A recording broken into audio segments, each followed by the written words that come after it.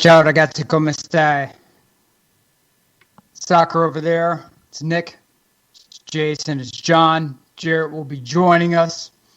I'm wearing my throwback gear. I have my my '94 Italy warm up World Cup edition, popping collars, aviators, the matching headphones. We have Jason sporting the tremendous Argentine throw.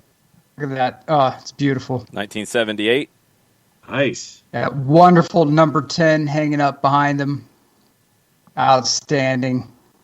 We have the mouth of the South himself, John Nelson, sporting that beautiful DHNWO inspired hoodie. You can find yours by going on to our lovely website. Jason, hit him with the link. SoccerDownHere.net. Because the weather is changing here in the metropolitan Atlanta area. It's rainy. It's wet. It's snowing. There's one more soccer snowing, tournament Nick. for the snowing up in the northern. Actually, we had the flurries here at the Office HD and within the last half hour. Yeah, I saw it too. It happened. There we go. So yes, we have a lot to get to. So that's all the pleasantries we're going to be doing this evening because we have so much to get into. This is obviously the first soccer over there since the passing of the great, legendary, supreme Diego Maradona. I want to get my 2 cents in on this, if I can, for one quick moment. I saw a little bit of pushback online from some folks, regarding his time at Napoli. Let me just go ahead and put it this way. Naples, before Diego, was only known for a handful of things, right? And that's Mount Vesuvius. That wasn't good. The Mafia. Not good. Not good, no. Sophia Loren, very good. That's good. That's good. Yeah, that's good. And that's it. Like, there's not anything else. And then Diego showed up and was just like, "Hey, I'm a working class blue collar guy. You're a working class blue collar town, and we're gonna go to the top. And I'm taking you there. It doesn't matter who hates you. It doesn't matter who doesn't like it. I'm gonna Ric Flair this team all the way to the top, and you're coming with me. He pretty much and it doesn't matter who's against us because I'm with you. And your enemies are my enemies, and your friends are my friends, and we're rolling deep, baby." And he came through on everything he promised, and he took Naples, a town that had nothing going for it. Understand the divide in Italy. Everything north of Rome is industrialized, wealthy. There's tremendous infrastructure. Everything south of Rome back then might as well have been the Dark Ages to anyone north of Rome. So for the first time, Naples, southern Italy, was on the map. And not just the map of the peninsula, but the global map. Whenever you thought about soccer, top flight soccer, anything at all, you had to put Napoli into that conversation because of number 10. It didn't matter. And it lifted the spirits of an entire city. Yes, I know about all the stuff off the field. That's no secret. But you have to remember the fact that Diego lifted an entire city, elevated it, where they had nothing going before. The Chicago, when Jordan, I'm going to lift the Bulls up. Yeah. They already had, they had the Cubs, and everyone loved the Cubs. And there's nothing like it where this guy has come in and said, whole city, via sport, I'm taking this to the top. And that is why you see what you see right now. If you watch this past weekend where the Napoli side, obvious emotion, where they have the video board of just a frozen image of Diego wearing the Napoli kit. It was beautiful to watch, and that's why they're changing the name of a stadium from a saint, a canonized saint, to Diego Armando Maradona. I mean, if you are not in the sphere of Serie A, I get it. The hand of God is something that is a game change. Like, you can't get over that. Fine. You don't like the off-field stuff. Fine. But for a moment, contemplate the fact that that man took Argentina to the tippy top. He took Napoli to the tippy top. and nobody could stop him. Nobody but himself could stop him. And so to Diego's family, to all the communities, all the people out there, Jason, I know he was your man. He was your favorite player. So condolences to all. We have lost just a gem of a player. Thank God we have highlights, because he is somebody who, unlike Pele, who I think exists more in the mythological phase. People talk about him like they talk about Icarus and they talk about Zeus and all that. We have clips of Diego where we can go back. If you're too young, I mean, I remember watching the World Cup with Diego making the run and the poofy hair flying around and all that. I mean, it's something that it was majestic to watch, even as like a 10-year-old you're watching that's like, how did he do that? I mean, it's just something that inspired magic and inspired creativity for anyone who watched it. So with that, let's get on with the show. Jason.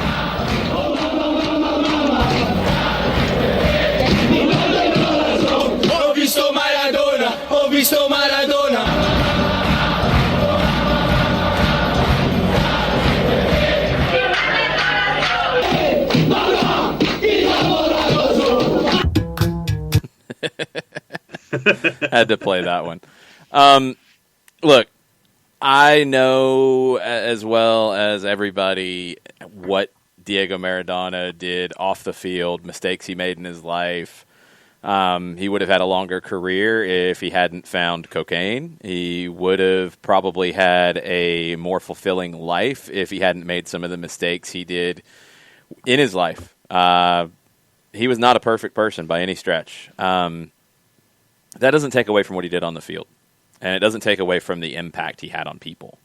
And I think that's the thing you have to understand here is his dream. And this is the crazy thing. Like, he was the first to really have viral videos. I mean, there's a video of him when he was like 11, 10.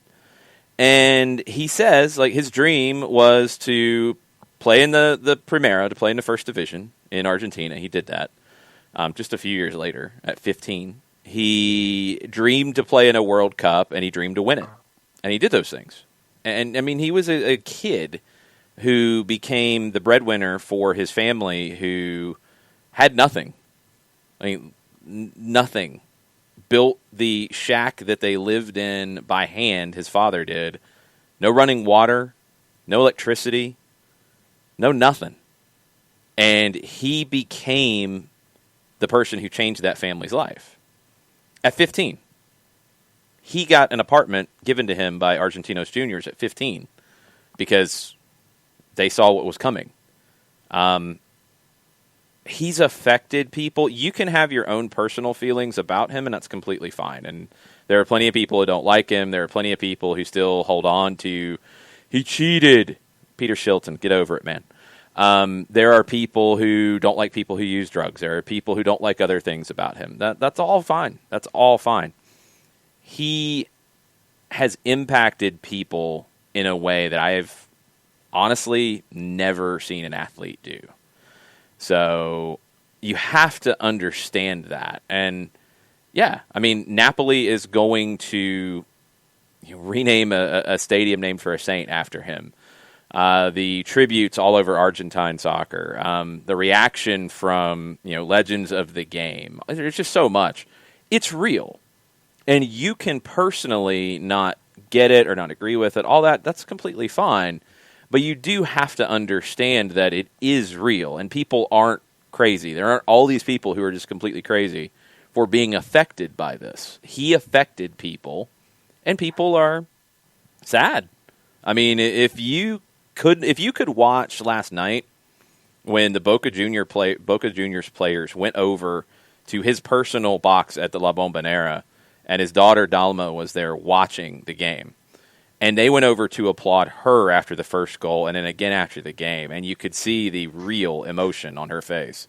If you can watch that and act like, I don't get why this is a big deal, you're a better person than me because it's a crazy thing for this game. And, you look at things that happened over the weekend outside of Maradona. The red card that happened in the Orlando-New England game, for example. That red card doesn't happen if Maradona doesn't get hacked to bits for over a decade And finally, people understood, hey, maybe we should protect these kinds of players. Maybe we should get rid of those studs-up challenges from behind. You know, I mean, Maradona, luckily, Lionel Messi, who's an amazing player and has had a better career than Diego Maradona because he stayed clean and he hasn't gotten into trouble and seems, by all accounts, like a good guy. He's had a better career because he's been protected by the game. Cristiano Ronaldo has been protected by the game. So many of the legends who have come after Maradona have been protected by the game. He wasn't. He wasn't. You know, whether it was getting kicked out of games, literally like being kicked and being injured and his ankle being twice the normal size and playing in a World Cup, all those different things. He was not protected by the sport that he gave so much to. And luckily, the sport's learned a little bit more. They still need to do more because we want those kinds of players in the game. But he gave a lot to the game. He's affected people all over the world. I mean, places he never played in, like Pakistan. The video of kids in Pakistan getting ready to play a pickup game wearing jerseys of all different clubs all over the world. And they had a moment of silence. And kids were bawling because Maradona died. I mean, you know, like, this is not normal stuff. So even if it doesn't affect you in that way, I think you have to kind of understand the impact he's had on the game. And yes, I am biased, and I'm speaking from somebody who was impacted by him. I wouldn't be sitting here talking to you guys if I hadn't seen Maradona play in '86. And yes, I also learned that cocaine is bad from what happened to Maradona. Glad I learned that lesson way before I would have had any experience to be around it. I knew, hey, stay away from that stuff. It's a crazy thing because there's not another athlete who I think will ever get this kind of reaction. I just don't think there is one. He's from that time where there's videos of him as a kid. You also saw the almost reality show-esque life he had after leaving the game. He said something upon his, not retirement because he'd already retired, but one of his farewells at La Bombonera. And he talked about, and I'm paraphrasing it and translating it at the same time, he talked about how he did things wrong and he paid the price, but the ball remains clean. And if you understand the things he said about the ball, that was his life. I mean, that was the first gift he ever had as a kid. That was what transformed his life. Jorge Valdano had just a beautiful statement about there has never been a ball that had a better relationship with someone's foot, basically. Because, I mean, you watch the Live His Life video, you watch anything he did, and he could just do things with the soccer ball that I don't know how many people can, if any. Special player, incredible player, crazy life, impacted people worldwide, and he's gone, and the game is still suffering from it, and they will for a while. I mean, you look at the emotion that has come across in this particular place in time where we are here in the 21st century. The world is a lot closer, and we're in touch with a lot of different aspects of one another than we have been even 10 years ago. I mean, you can hit any app, you can hit YouTube, you can hit any social media, and you can see the impact of any event worldwide practically instantaneously. And to see the emotion that started in one country, that turned into two, that turned into one continent, that turned into two, that has turned into events worldwide, and to see the effect on others off the pitch, and to see Lionel Messi with what he did with his celebration at Barcelona, trying to score with his left hand, and the still is there of him, trying to raise and assist with a left hand, and then the fourth goal that was scored by Barcelona, which was a practical carbon copy of a goal that Maradona scored. All of this that has interweaved amongst the giants of a game from generation to generation, the way that it has interweaved from a giant of the game to those who love and appreciate the game, to have seen it the way that it has grown, expanded, and just enveloped an entire society over the last handful of days. I mean, it's been It's been at times very humbling to watch. It's been overwhelming at points. It's been incredibly emotional at points. But it shows you the impact that an individual can have across multiple strata, multiple continents, multiple generations of individuals. And to see an individual like this, and I think that the born date and the death date that we've seen in Argentina, especially on armbands, is incredibly apropos, and on banners, where it's not 1960 to 2020, it's 1960 to infinity. And that's the kind of impact, Nick, that we're having right now. Right. It's absolutely, it's just amazing to watch the emotion when you watch when you watch the live feed from outside of what will soon be Stadio Diego Armando Maradona, and you saw Insigne come up and place the special wreath at the memorial there. That was his favorite player. I mean, that was his guy. Yep. They had a special relationship. So that really, I mean, you saw outward emotion. To see Messi, who's normally a robot, I mean, like the guy, he possess it.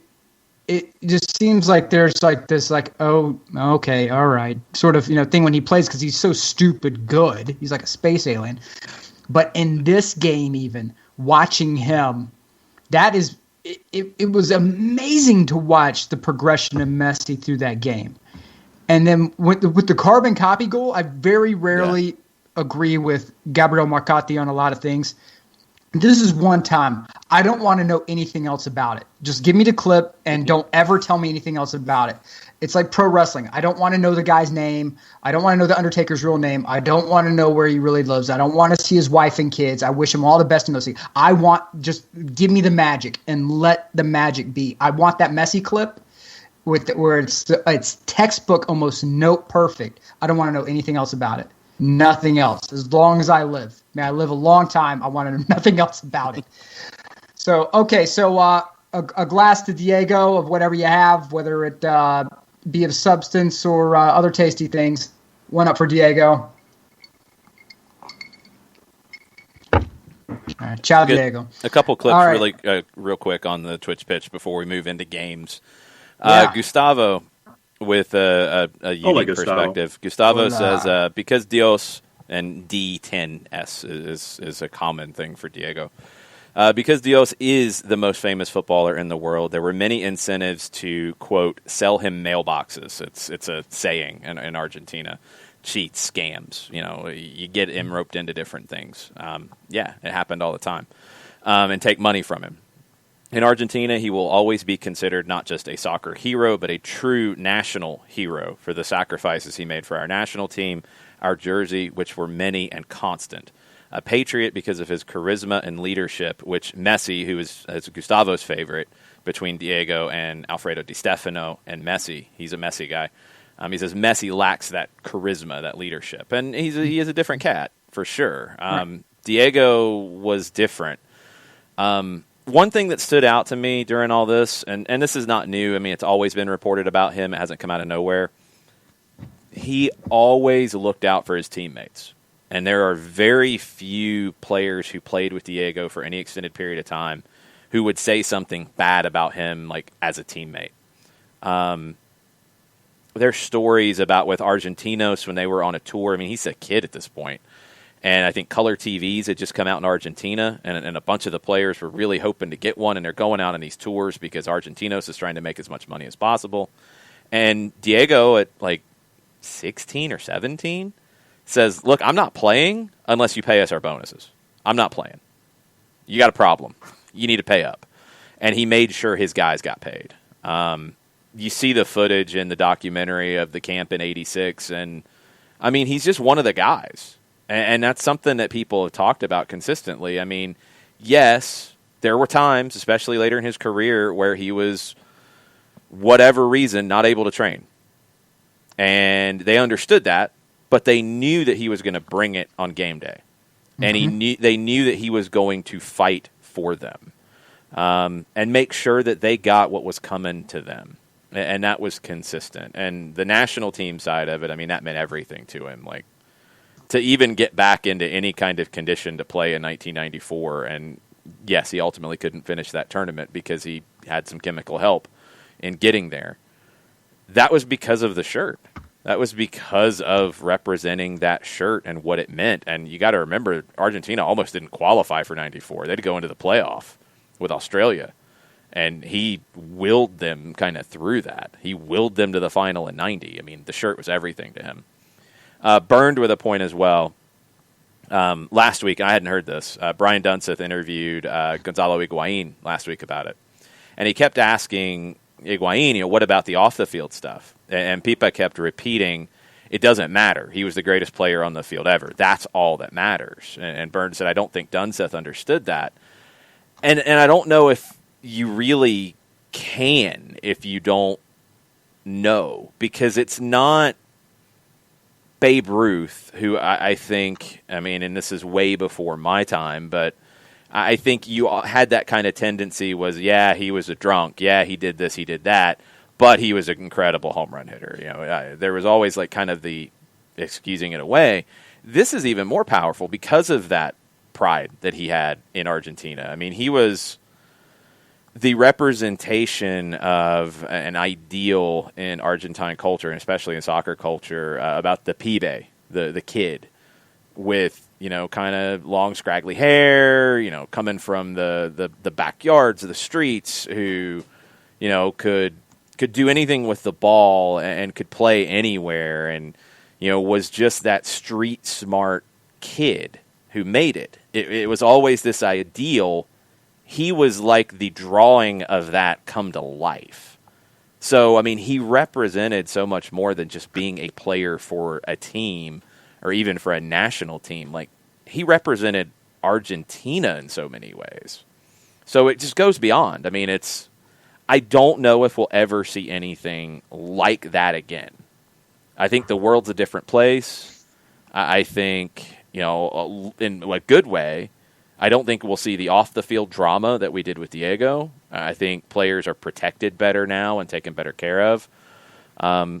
It's just a unique situation, and I mean, they declared the 3-day national mourning in Argentina. That's over, but this is going to be talked about in soccer circles for years, if not ever.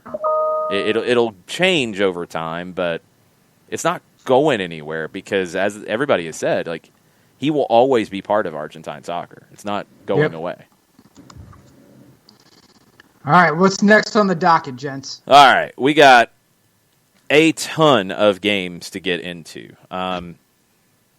MLS stuff, we've got a lot to talk about in the morning. We're not going to dig deep into some of the announcements that teams have made. We should have some more as well as we get into tomorrow as teams have made their roster decisions. One quick one, Nick, and we talked about it. Giuseppe Rossi, not picked up by Real Salt Lake. Right. Didn't play a ton. It's not really a shock when it comes to RSL. Just has not been able to stay healthy in his career on a regular basis, has he? No, and it goes all the way back to, what was it, the 2010 Confederations Cup, right? I think that was when the injuries really first started picking up. 2009. I think it was 2009. Right. And he was somebody who I understand he gets a lot of venom from U.S. men's national team fans, but understand this. Like, look what I'm wearing right now, right? Underneath this, right? Look what I'm wearing, right? For guys like me, like Italian Americans, who like he lived the dream that all of us had coming up playing soccer, which was be infinitely better than we actually were, and get selected and play in the blue shirt.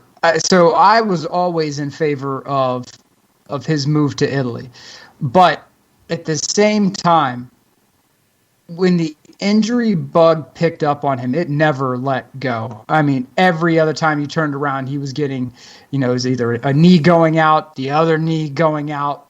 Then there was a problem with the knee that they had fixed, and then he could just never shake. And unfortunately, he waited too long to come to MLS. I think that there was an opportunity for him to come here and make some serious money shortly after his Villarreal days, and then. But I think that he sort of squandered that, and unfortunately, I think it's time for him to hang up his boots and probably be on ESPN's Serie A coverage. And I think he would do exceptionally well there. He's a very knowledgeable person. Obviously he's somebody who could provide context to what's being said on the field and the stuff that's radio friendly, and then he could provide maybe a bit of backstory and some story, some locker room stories from his days in Italy and his days in La Liga and so forth. So it's very unfortunate. He was somebody who, especially up in the Northeast, had a lot of love and support. So I wish him the best. If he wants to keep playing, my guy. But just take that media money and run. Just run. In the words of Charles Barkley, when someone hands you cash, you turn around and run. So I hope ESPN or BN or somebody cuts him a fat check to come and swap out the cleats for a microphone.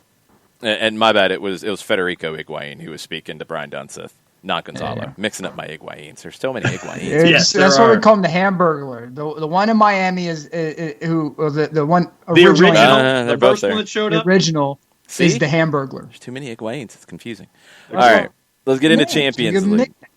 Let's get into Champions League. One big acquisition in the last couple of weeks is Fabrizio Romano joining the crew at CBS. He's doing a weekly column over there now. He's going to be part of all of their coverage. Broke a little bit of, not news, but at least a little insight today. I want to get your take on this one, Nick. So, Inter, you're going to have fun with this, I know. Inter is not doing so good in Champions League. Not so good. They did have a big win in Serie A this weekend. But Romano reports that the board believes it's not Conte's fault that they're not doing well in Champions League. They still need to work on the roster, the personality of the roster, winning mentality in the roster. They still have things to do. The board has decided that Conte will not be sacked regardless of the Champions League result because it's a long-term project and they're going to move forward. He is under contract through June 30th of 22. Do you think he sees out that contract? Absolutely not. Absolutely not. No. Well, first of all, let me go ahead and approach this from a couple angles. One, if you are looking at Antonio Conte's performance in Champions League and you are taking anything else away from the fact that this is status quo, I don't know which games you've been watching of Antonio Conte. He has never really had tremendous success in Champions League for whatever the reason. And so as a result, I don't know why you should suddenly expect a change here. Second thing, this is his roster. He's the one who complained, yelled, screamed, and moaned, I want this player and this player and this player and this player. And then when the Inter board said, we need younger blood in this team, and they had a pre-agreement with Tonali, they had everything lined up except for the ink saying, okay, or somebody pulled the trigger and saying, okay, the deal's done. The pre-agreement was in place, and they botched it. They botched it. How? One of the promising young talents in the game, and you're going to botch it for what? Because Antonio Conte didn't want him there. He didn't want a rebuilding project. He wanted those players that would come in and that he could get results right away. I get the cheaper contracts because with the older players you get expiring contracts and the free transfers and whatnot. But this is his roster. He's the Bill Parcells of Serie A. I want to pick the groceries. If I'm making the meal, I want to pick the groceries. So this is all on him. And it doesn't matter what the board says because Antonio Conte is going to be the one who wants out at the end of the year. If he doesn't win the Scudetto, if he's not in the top two, he will make up an excuse, which will be aimed right at the board. And he's going to say, I didn't get my players. I didn't get what I wanted. This is a problem. They didn't fix it. I want out. That is the Antonio Conte way. He He couldn't accept the fact he was losing his hair, so he got a muskrat staple gun to the top of his head. The man needs to start accepting some hard truths. And I will say that, if we recall, before any Interistas decide to blow up my inbox, I picked Inter to win the Scudetto this year. I want that on the record. I picked Inter to win the Scudetto. They had too much talent, but my one thing was they're a bit too old. They need some youth on that side. They never got that youth. Vidal is not. They got Vidal. Yeah, Vidal. He's so young. Injection. Yeah, he's not the youthful injection that you need. I'm sorry. So this goes back to Antonio Conte. If they fired him and they got Allegri in, this team's winning the Scudetto this year because he would know what to do with them. And he would know how to get the most out of them. And Antonio Conte is going to run this team into the ground. With the hard training sessions that he puts out religiously, without the off-season rest and the rehab that is necessary, this team's going to start hitting the skids in January. And you're going to start seeing a dip in form. But as far as Champions League goes, they may get a result. Great. But I don't necessarily see them doing a whole lot of progressing anywhere anytime soon because the results so far have been terrible. So, hey, you want Antonio Conte, you got him, and you got everything that goes with it, including his his unique ability to gaslight everyone into thinking that all of his failures are everyone else's faults but his. Before we jump back into Champions League, BBC ran with us a few minutes ago. Newcastle United's training ground was closed on Monday as the club attempts to deal with an outbreak of coronavirus. Steve Bruce said on Friday that 3 players and 1 member of the staff had tested positive. There have been reports of further cases at the club over the weekend. They would not confirm whether training would take place on Tuesday. They're supposed to play on Friday against Aston Villa on the road. Isaac Hayden missed the match due to illness on Friday. 4 other players were reported injured. The Premier League has reported 10 new cases of coronavirus this week, but they don't say to which teams. This could be the first time we've seen this in England to this degree. And keep an eye on Newcastle. That game on Friday, I think, would have to be in doubt at this point. I think that's a fair way to put it. If they've got more positives after having 3 already, they're not in a good spot. Yeah, the Chronicle raised the number to 5 total staffers earlier Monday. And, yeah, that's not good stuff out of Newcastle as they're heading into a very short week and a turnaround. All right, let's get into each Champions League group and kind of where things stand. So you're going into Matchday 5. There's 2 games left. Group A, Bayern's got the group sealed. They're going to win it. They're perfect with 12 points. Everything else is in play. Atleti's in second with 5. They host Bayern tomorrow at 3. Third place Lokomotiv Moscow hosts 4th place Red Bull Salzburg tomorrow at 12:55. Luis Suarez is not going to play for Atleti. There's been a little bit of back and forth, but it sounds like he still has not tested negative yet. It's been about 2 weeks of testing positive for Luis Suarez. So he's not supposed to play. Diego Costa is expected to miss out due to injury. Atleti has a 2-point lead on Lokomotiv Moscow. Let's start with that game, John. What are the numbers with Lokomotiv hosting Salzburg? Courtesy of our friends in the composite at odds portal, Lokomotiv a plus 440 to win. Salzburg a minus 170, and your draw a plus 345. What? And the line just changed to minus 167. Salzburg is a minus that much. Yep. On the road. Uh-huh. At Lokomotiv Moscow. Yep. Who has 1 loss and 3 draws. Uh-huh. And it's in Moscow. Uh-huh. Who gave the odds makers crack?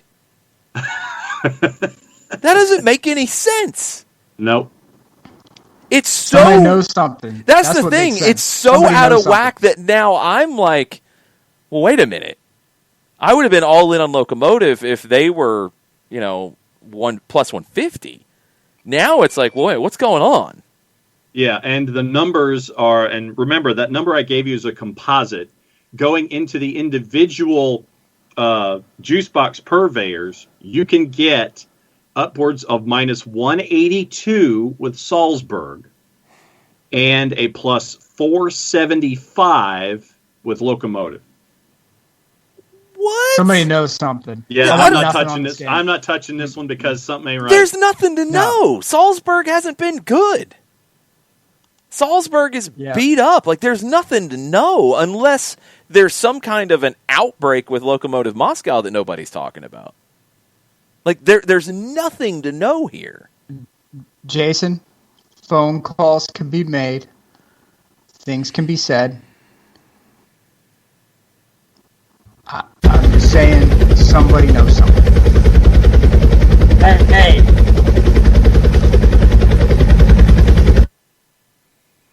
All I'm saying, somebody knows something.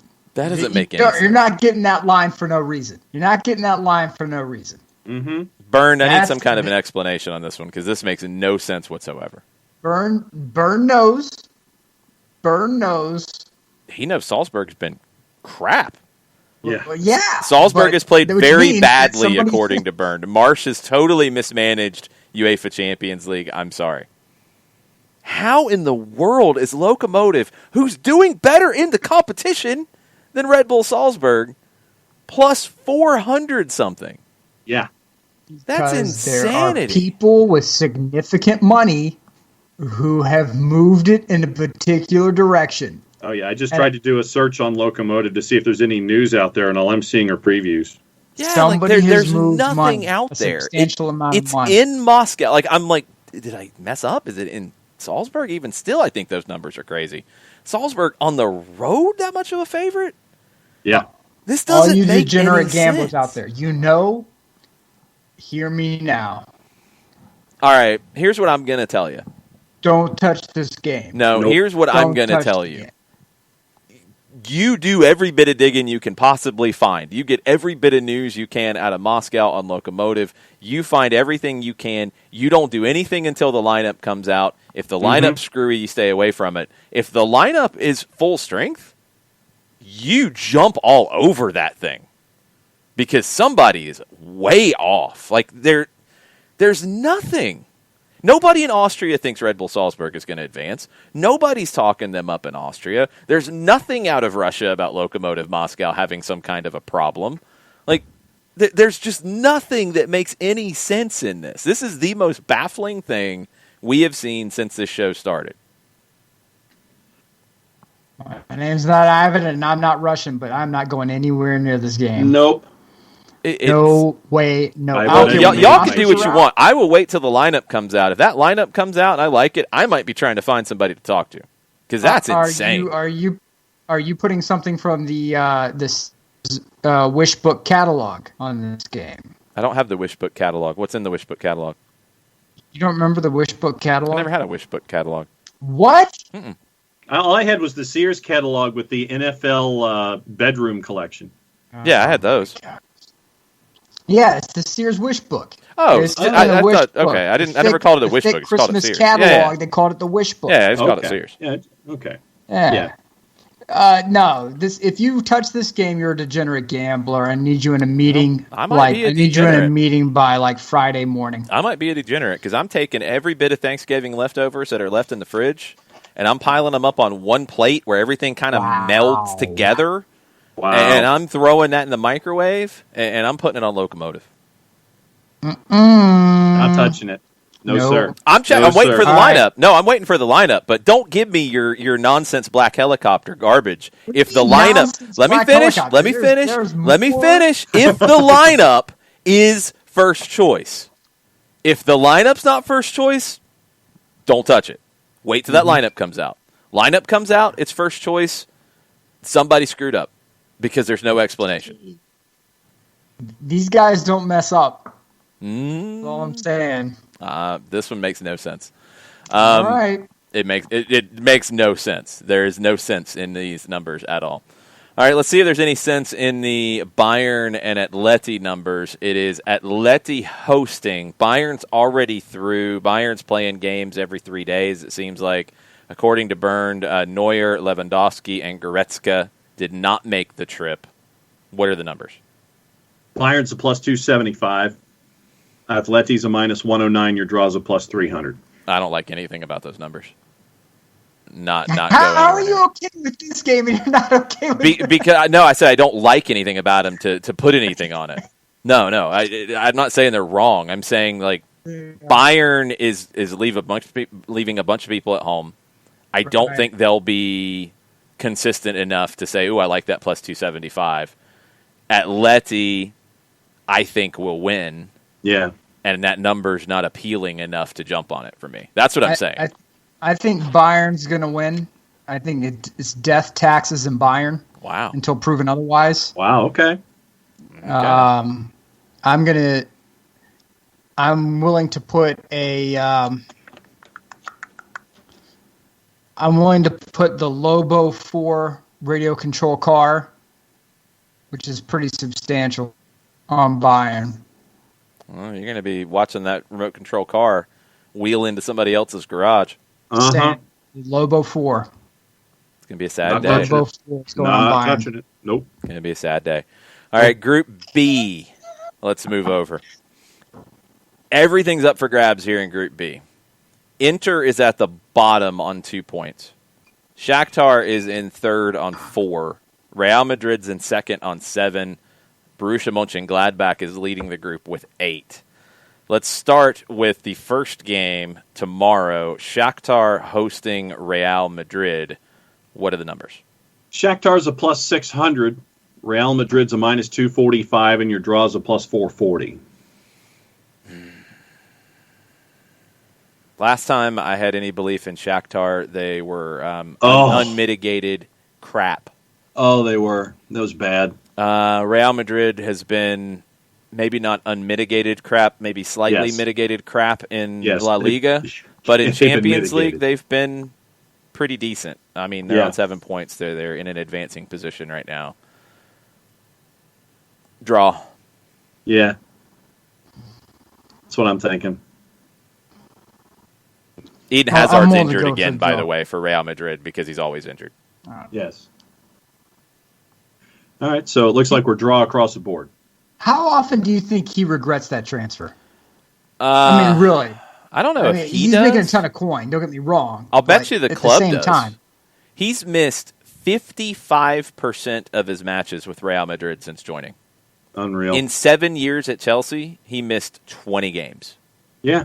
So, I mean, it's not like he was injury prone and they were crazy to buy him. It's just been bonkers. Yeah. He did come in out of shape. That didn't help him at the beginning. Yes, that is true. He came in way out of shape. Plus 20? He was. Yep. He was a bit round.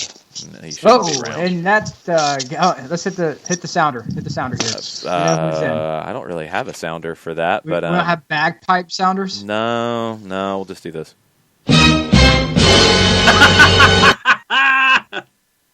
I literally meant to send you Rowdy Roddy Piper's walk-in music. No, we don't play WWE stuff because they get very angry about it.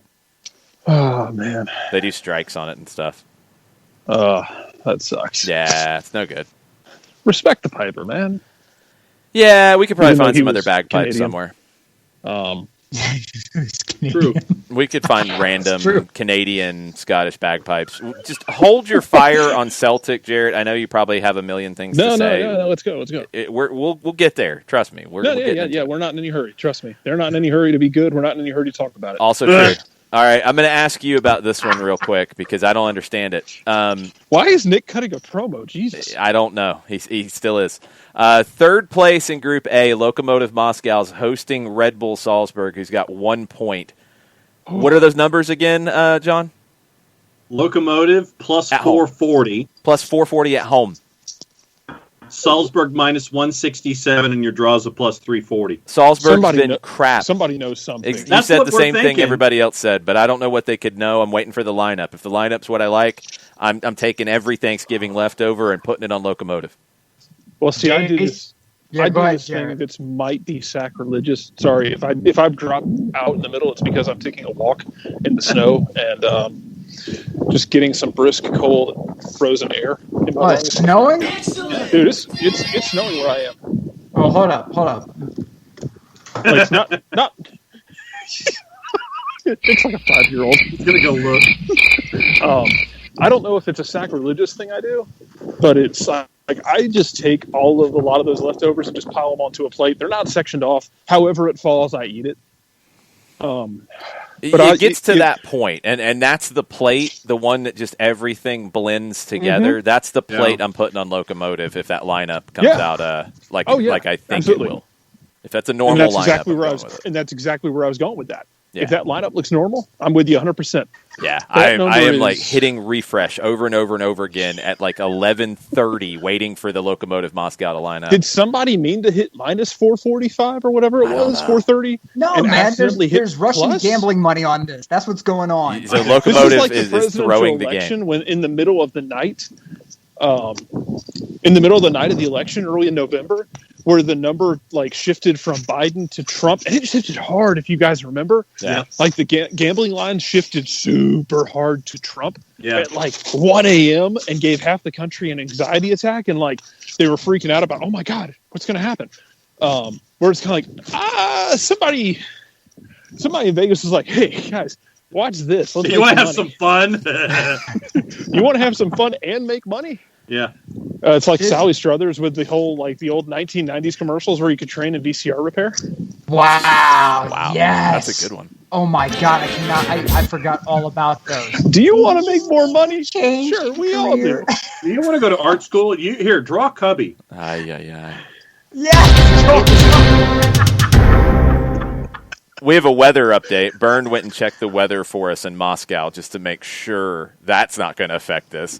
It's only -2 Celsius, so there's nothing weird about that either.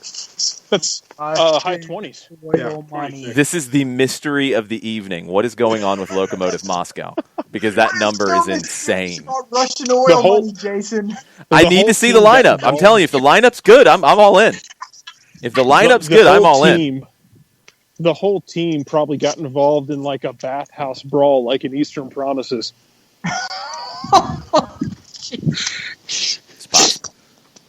You never know. What a movie that is. You never know. Wow. All right, we haven't even gotten to the other game in Group B yet. Borussia Go for it. Mönchengladbach hosting Inter. Mönchengladbach on 8, leading the group. Inter at the bottom on 2. It's tomorrow at You hate 3 to see it. o'clock.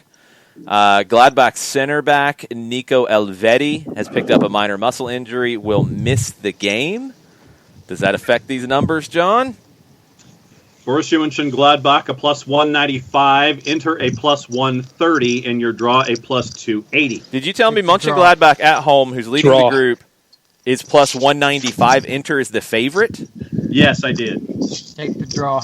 I'm taking the draw. I think Gladbach, if they've got this locked, man, this screams we're going to rest guys. They're only No, they don't have anything locked. No.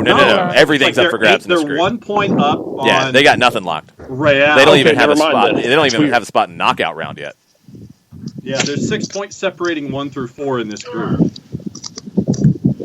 I'm putting the schnitzel on Mönchengladbach. Curryverse on the draw. Draw. I'm going with the schnitzel on the win. Man, this is another kind of crazy number. All right. The Curryverse and sparkling water that I got in the Gendarmenmarkt Square outside of the Huguenot Cathedral in Berlin last time. Oh, there you go.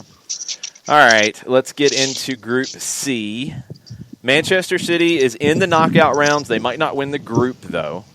Porto is in second. They could still win the group, but they could also fall into the Europa League if things get really weird.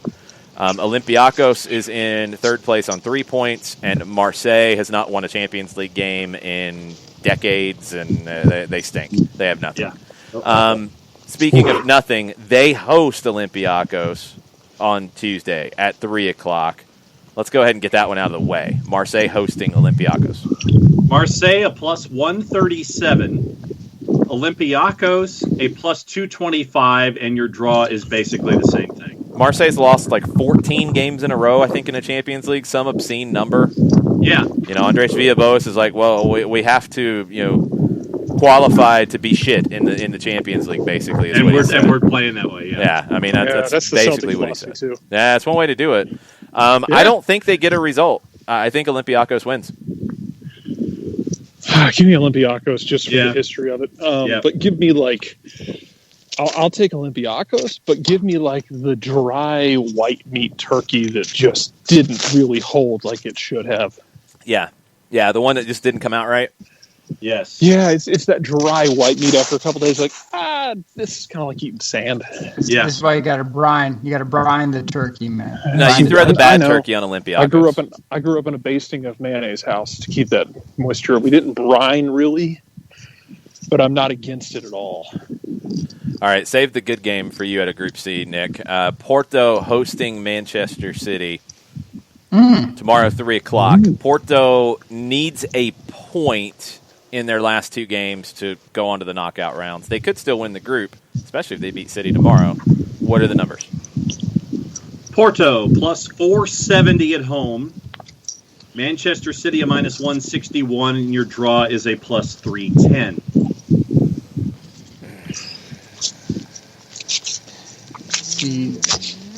City plays Fulham on Saturday, so I think they're going to go all out.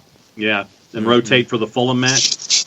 Yeah, I see a City masterclass taking place, and I don't want to see it, but I think that's going to happen. Draw. Somebody punch the draw. Yeah. I got draw. Are you writing these picks down, John?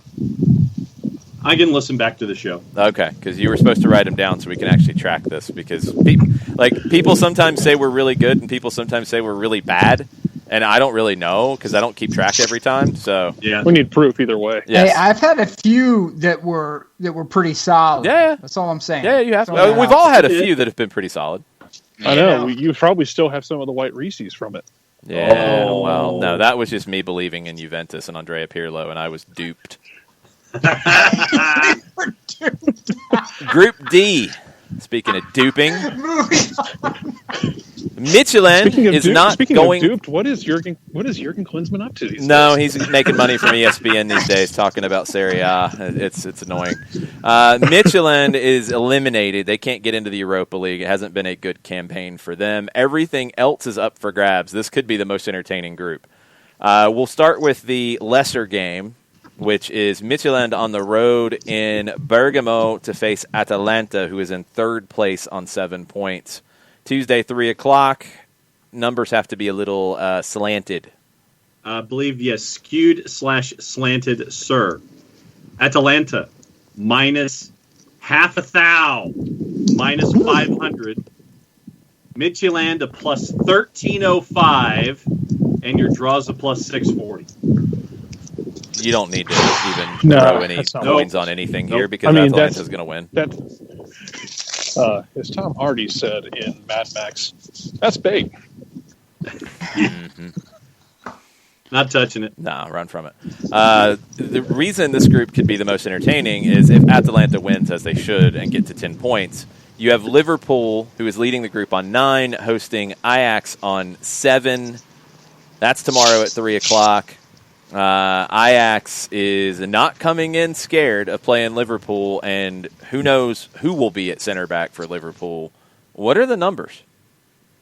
Ajax a plus 335. Your draw's a plus 325. Liverpool a minus 135. Those feel pretty good. That feels pretty accurate to me. Yeah. I really wish I had more faith in Ajax. I'm not going to lie. I'm pretty intrigued by that number. Yeah. It's more of a side eye towards Liverpool than trust in Ajax, if that makes sense. Well, we saw angry Klopp, this past weekend, right? Is Klopp Dabo? So, he is. He's Premier League Dabo.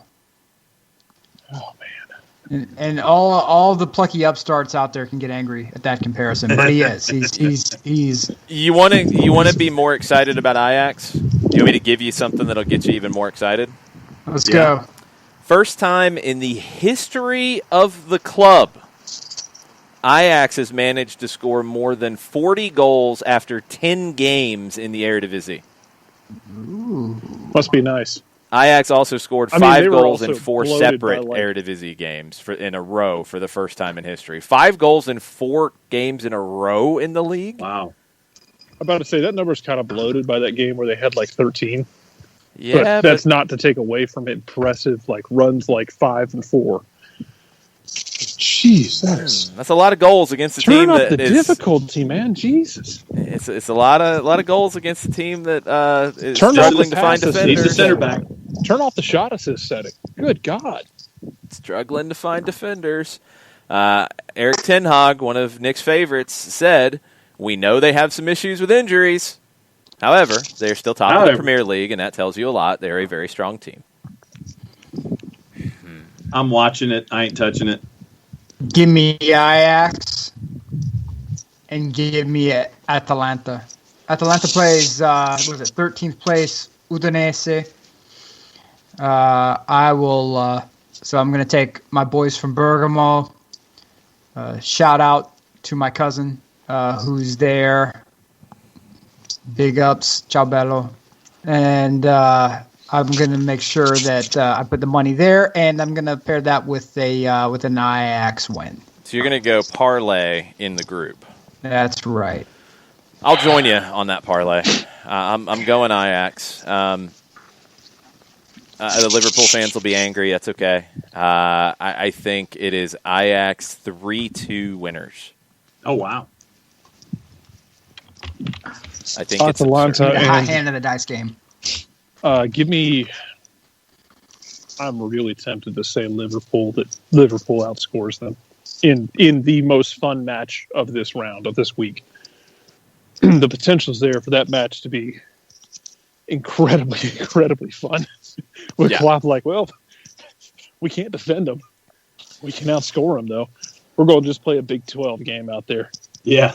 This is going to be some Baylor Texas Tech stuff. If Jurgen Klopp would just say this gonna be like, I'd win. I'd be so happy. This gonna be like, and then he just flashes a grin. I'd be so happy if Klopp said this that. is going to be like peak Mike Leach at Texas Tech, like when they beat Texas with Graham Harrell and Michael Crabtree. Well, you want to give me a pirate hat? I wear the pirate hat. What? What was that? Passes a game. That was like French. Is be like, That was Klopp. Klopp making fun of a Frenchman? John, it's not working. That was Jurgen Leach right there. Oh my God! But you know how problematic Mike Leach would be in Germany. Yeah. Nah, he would be done for. Funny thing about the turnip winter. That's no good. That's a no bueno. Couple of comments. Couple of comments from the Twitch pitch. Kefsey says current Klopp is consternated, trying to describe his feelings. And Winter says it's not angry Klopp, he's just annoyed Klopp at this point. I want to see angry Klopp. Too. Might be angry Klopp after. What you were getting into though. Anyone who comes to the Premier League and complains about schedule compression needs to shut up. Any manager who comes in to the Premier League and complains about schedule compression and, we play this game at noon and why aren't we getting the late game or whatever. Look, you knew what this was walking in, okay? You're the one who, found the crazy person to date. That's your problem. You picked that crazy rodeo to go be a part of. That's no one else's fault. You could have stayed in Bundesliga. You could have gone to Serie A. You could have gone anywhere else, but you went to a league that has the Gummy Bear Cup, the knockoff Mountain Dew Cup, the Sherwin-Williams Paint Traders Cup. Yes, that's right. The Premier Beans League and has Toast nothing to do Cup. with that. You could have done any of that, but you picked where you went. No one said, Jurgen, you have been drafted to go to England. They're like, no one said that to him. He said, I want the money. I want the money, and I want to go to Liverpool, and I will smile all the way through it. Out of fairness, Bernd says, to his credit, Klopp has complained about overscheduling long before COVID. He's always said it. Which Okay. I do remember. That is fair. Was he doing this at Borussia Dortmund? Yes. Okay. All right. Shane, they bought their tickets. He knew what he was getting into. I say, let him crash. He's just got more microphones in front of him. That's the thing, is he's got more attention because of what he's done the last couple of years, so we're hearing it a little bit more. He's also gotten a little more defensive, too, and that needs to stop. All right, we're halfway through Champions League. Let's get to Group E. Chelsea and Sevilla are going to the knockout round, but either one could win the group, so this is pretty easy. Krasnodar and Rennes could go to the Europa League. You got the bottom two playing, and you got the top two playing. I don't even want the numbers on Krasnodar and Rennes. I don't care. They both got 1 point. They both stink. No. They'll probably Sevilla draw. had the best post of the damn week last week, though, when they got through. Well, now Sevilla's trying to win the group. They host Chelsea. Both are on 10 points. Chelsea's got a +5 better goal differential. But this match is in Spain. What are the numbers for Sevilla and Chelsea? Sevilla +186, Chelsea +154, your draw a +240. Another home underdog. Uh-huh. It's not by a lot, but still. Yep. Man. Huh. Man. Uh-huh. How you like me now? I'm nervous is what I am. That's a lot of home dogs. Like This kind of has like a NCAA tournament feel to it. Like you're counting on at least one of them, like a 5-12 matchup, but you're hoping yours hits. Well, Sevilla plays Real Madrid coming up, so I think that's probably factoring into. It could. Sevilla's won 5 in a row. They do play It's Real like playing Madrid. LSU in 2020, though.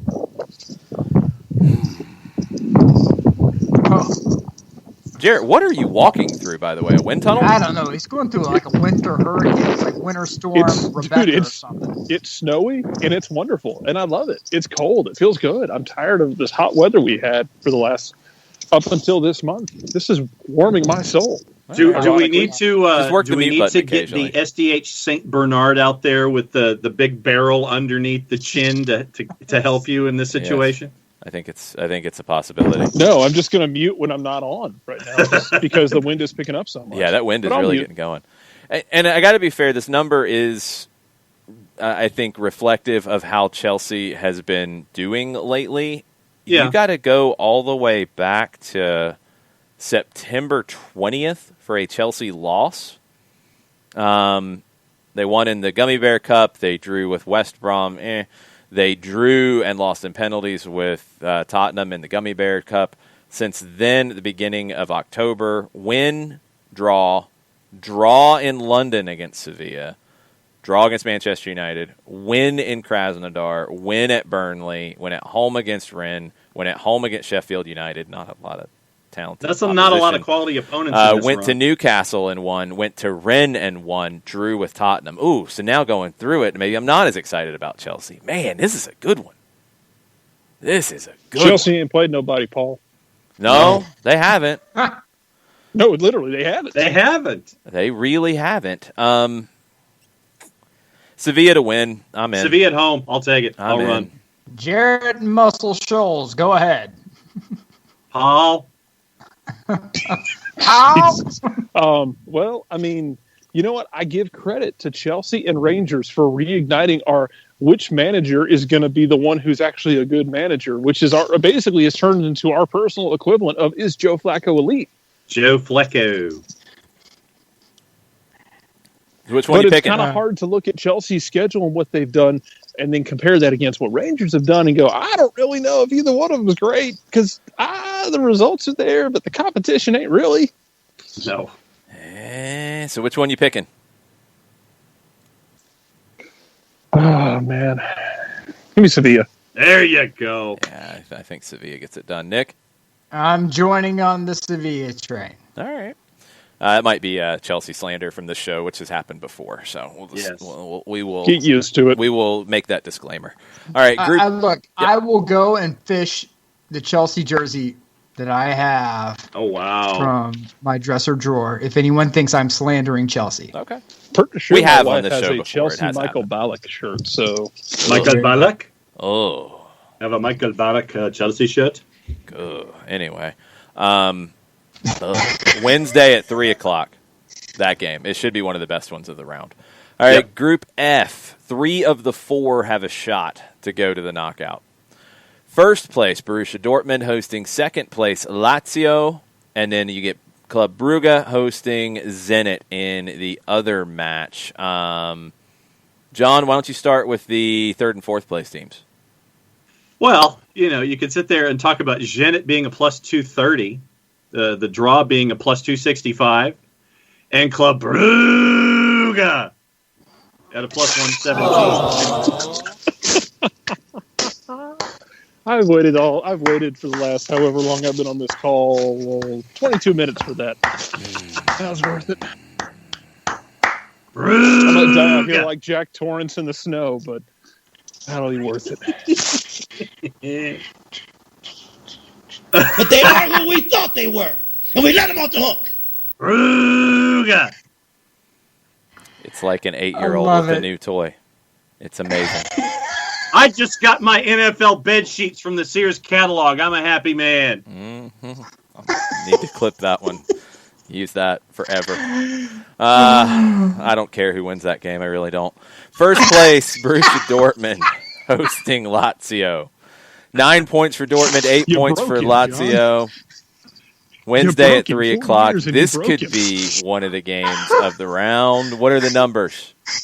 Dortmund a minus 161, Lazio a plus 416, and your draw's a plus 340. Dortmund at Yeah, home. Dortmund.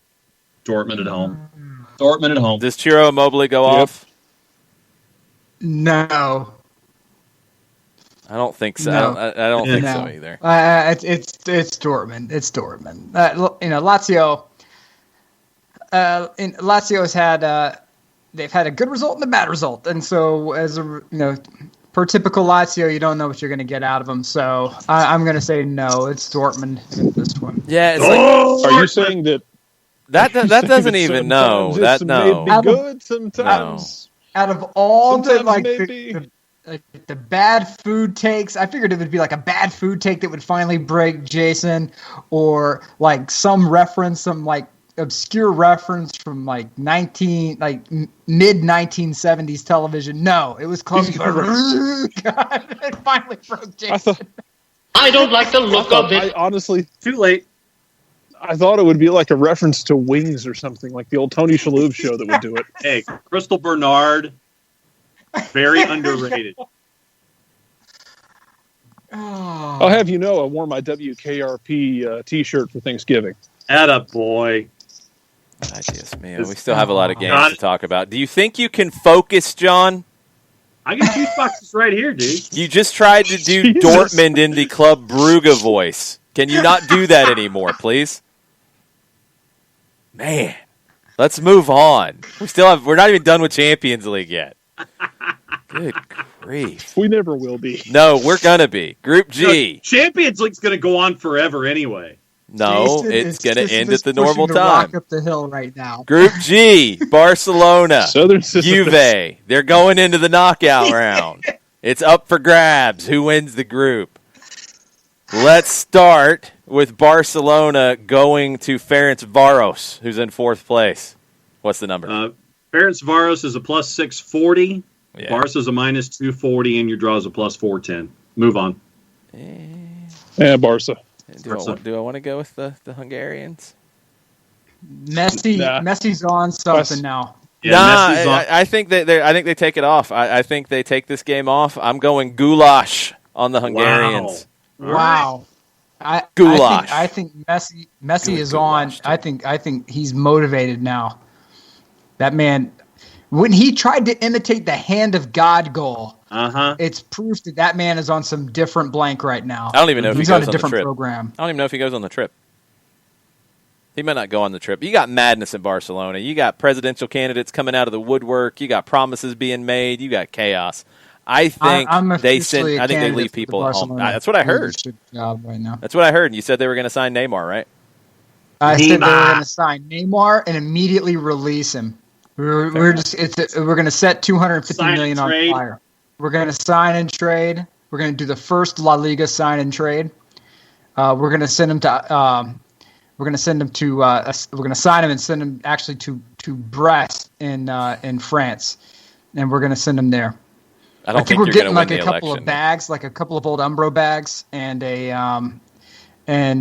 like some miter cleats from like 1984. Man, I wore miter returns. cleats. I Pretty wore good like value. the rip-off Copa Mundials that Miter did, like Copa Selects.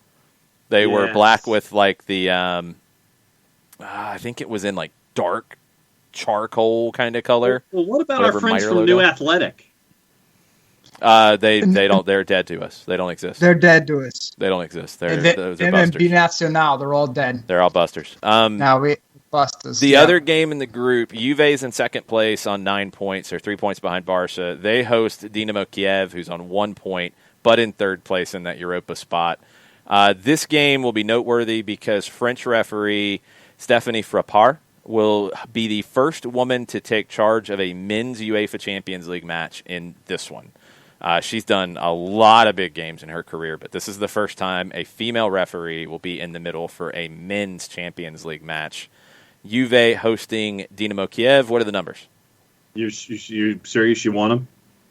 Yeah. Minus 385. Dinamo Kiev on a plus 1170, and your draw's a plus 490. Any way Juve doesn't get a win here? Nope. Yeah. Nope. Yeah, is Ronaldo playing? Don't know. Haven't heard yet. Is the Hamburglar playing? No, he plays for Miami now.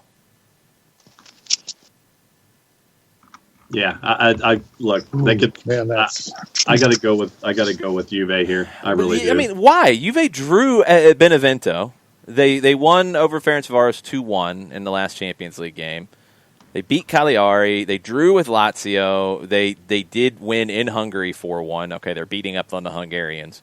They won at Spezia. They lost to Barca. They drew with Verona. They did go to Dinamo Kiev and win. They drew with Crotone. I don't think it's a gimme. I think it's going to be ugly, and I think it's going to be like 1-0 or something like that. It will not be the prettiest thing in the world. Your over/under of one plus 1.5 is minus 455. I can't put anything on Dinamo Kiev. I want to. I don't think it's a gimme, but I can't talk myself into it. I'm angry with Pirlo though. Yeah, I can't touch it. I don't have any faith in Dinamo Kiev to get at least a draw out of this. It's either going to be like 1-0 or like we saw with Ferencváros last week, where Ferencváros gets the early goal and everybody blows up Twitter, and then Juve scores 2 to get out of there. It's going to be a get out of there game. If Dinamo Kiev scores first, don't do the Ronaldo celebration in front of Ronaldo because he'll score in 5 minutes. Yeah, that you can't do that. yeah. I'm going to take Juve 2-0. If I don't even Ronaldo have a doesn't score play, for it. I could be persuaded.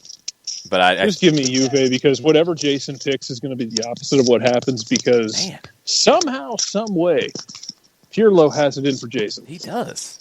He does. I tried to be open-minded about him too. Now I'm angry with him. All right, Group H. 2-0 Juve. Group H. Fortunately, your mind about this was as open as his defense was at the end of his New York City tenure. Basically. Group H. Anything can happen. Everybody's still in play to finish anywhere. Manchester United leading the group. They host second place PSG.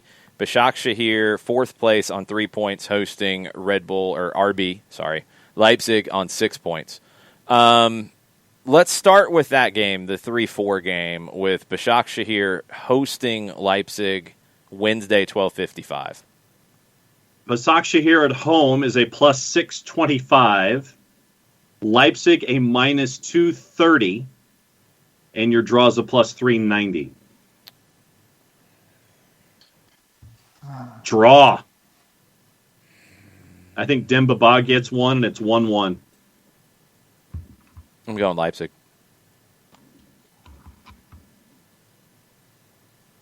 I'm going Leipzig. I think they could be in second by the end of the match day. I want to pick Leipzig, but I'm going to go draw option.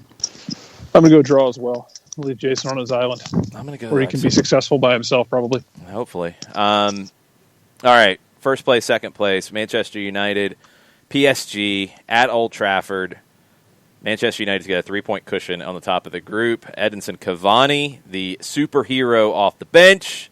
Mm-hmm. I apologize to Mr. Cavani for thinking that was a bad signing, although they could have signed him at any point after he left PSG. They did wait until he's the doing last plenty minute. of apologizing by himself right now. Yes. Well, no, and I'm gonna speak on that because that whole thing has been ridiculous.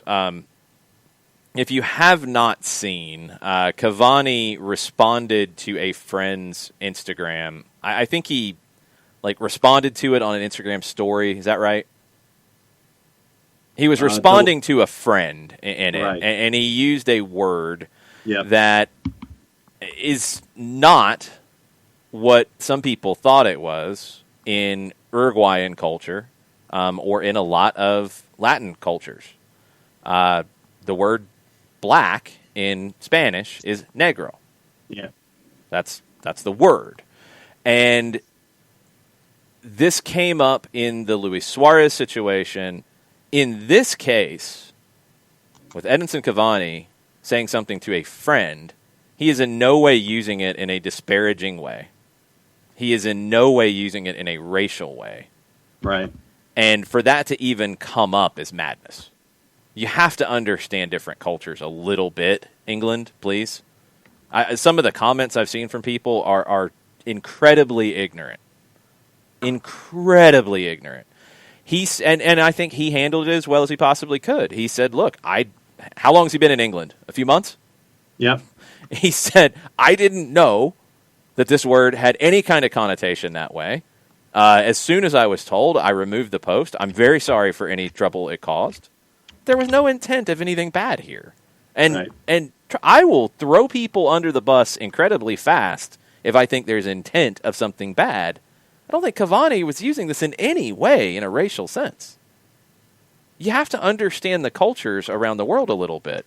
Should he have known that? Well, yeah, somebody should have told him. Yeah. He's not psychic. It's a word that is commonly used among friends. So he didn't use the N-word. I think people are equating it to that. It is in no way that. Not even close. So I think people are trying to find something to yell at him about, and I think it's a little sad, to be honest.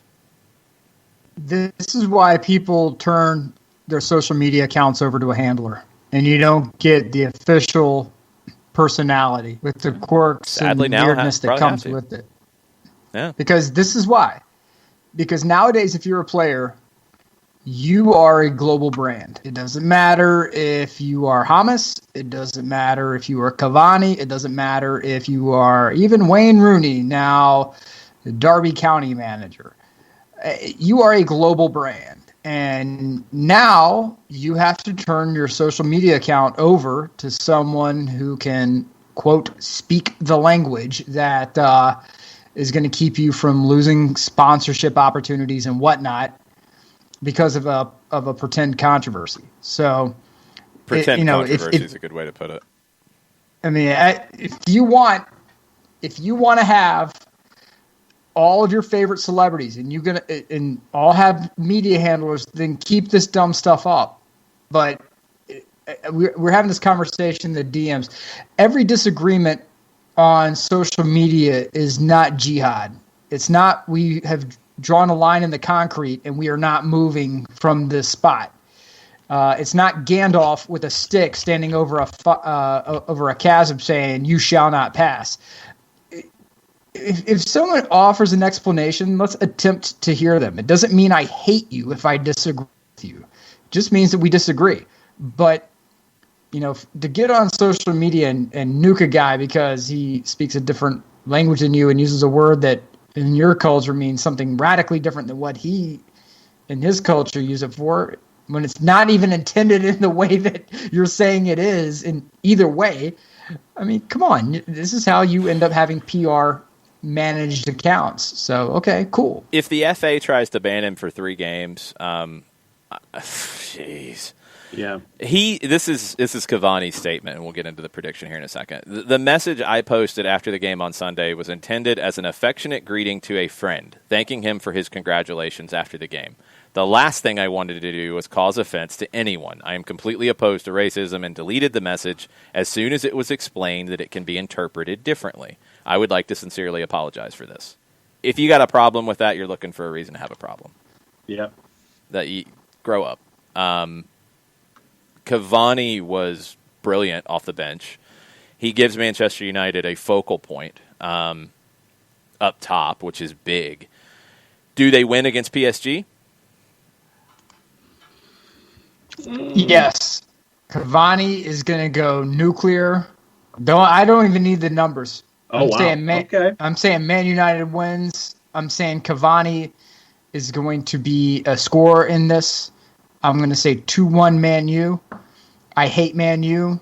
Let me make this abundantly clear. I like Ole Gunnar Solskjaer, but I hate Man U. I think they're stupid. So generally, Wow.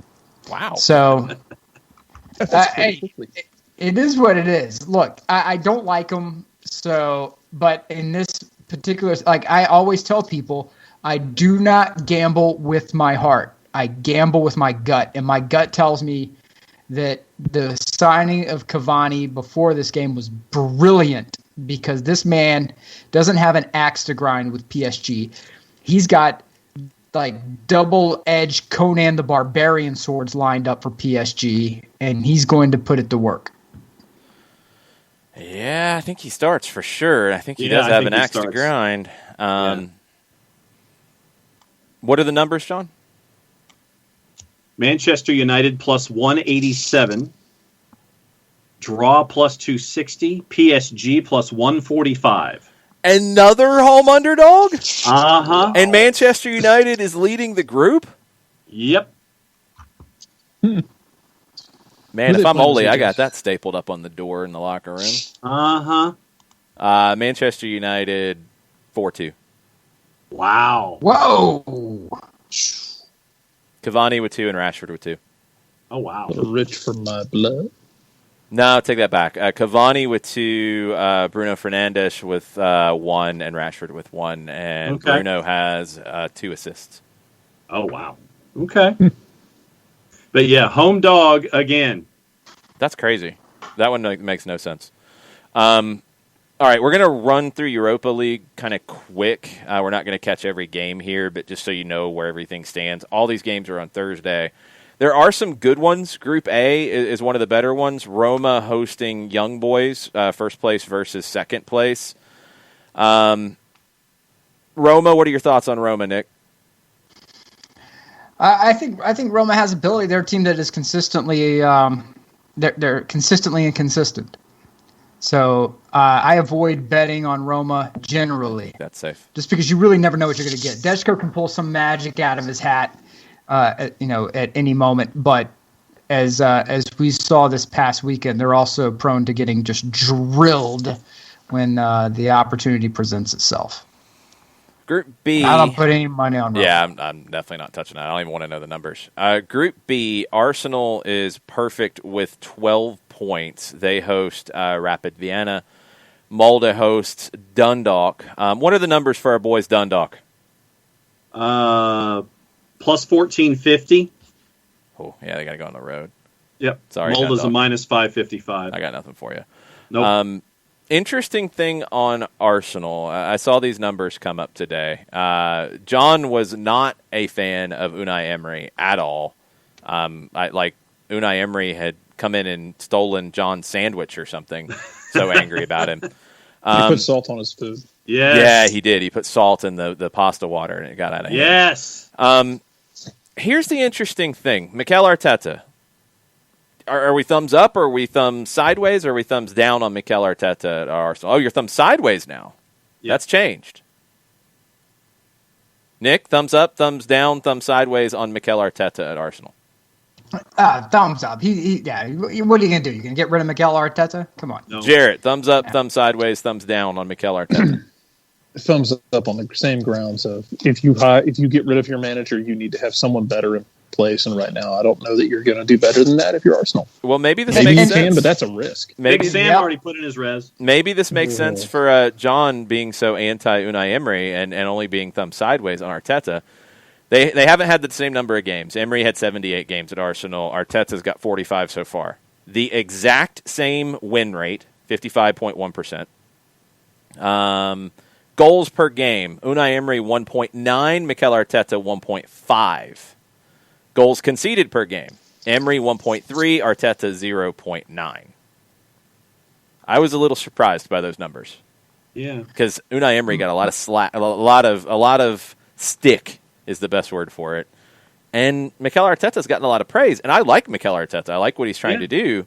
I do too. The numbers don't really back it up, and I'm just saying. Mm-mm. But the thing with Unai Emery is that Unai Emery came in with a lot of questions to begin with, and there is something about having one of your own come back in and lead, where you are willing to overlook a lot of stuff because that's your guy. Yeah. And Mikel Arteta is their guy. And as a result of that, he gets a lot more latitude, just a ton, than Unai Emery does. Because Unai Emery came in off of pretty much what was viewed as a failure at PSG. Before that, he didn't have really anything going for him except what he won like Europa League, right? I think he won like Europa League or something like that. Oh, was it with Sevilla, right? I think so. Yeah, I'm pulling stuff out of my hat here, and the ADD could be kicking in. We don't know, but the thing is that when Unai Emery came into Arsenal, there were so many questions and so much blowback anyway, and I think some of that came from a lot of anger at Kroenke ended up getting aimed at him as well at Unai Emery, and happening with Arteta. With Arteta, you're like, ooh, he was a Pep guy, and ooh, they're going to be bringing some of that sauce back in here. Ooh, sexy time. Yeah. So sexy time. So as a result of that, he gets a lot of latitude, and whether it's justified or whether it's not, it falls into that category of which. Remember with Atlanta United when Frank said, "I'm going to name one of the American guys captain," and a lot of fans were like, "Why? Why the heck would you do that?" Because it's from the Louis van Gaal world of you name a local person captain because it's going to give you more latitude with the supporters. It's going to give you more latitude with the media. It's going to get you more latitude, period. So a local person, a national person, whoever's a national in that country, that's who's going to be your captain as a result, instead of having it be someone else. So I think it's the same thing here. Arteta's getting a lot of leeway because it's their guy. Short story long. Byrne gives him a lot of leeway, too, saying he's playing a lot more young players than Unai Emery, too. He says it's not a fair comparison. There you go. Yeah. Good point.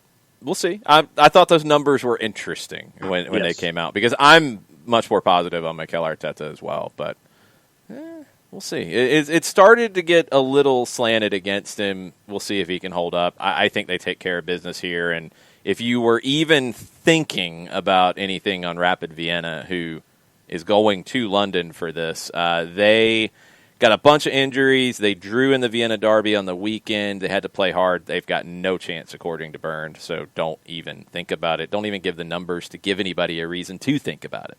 Nope. Plus 585.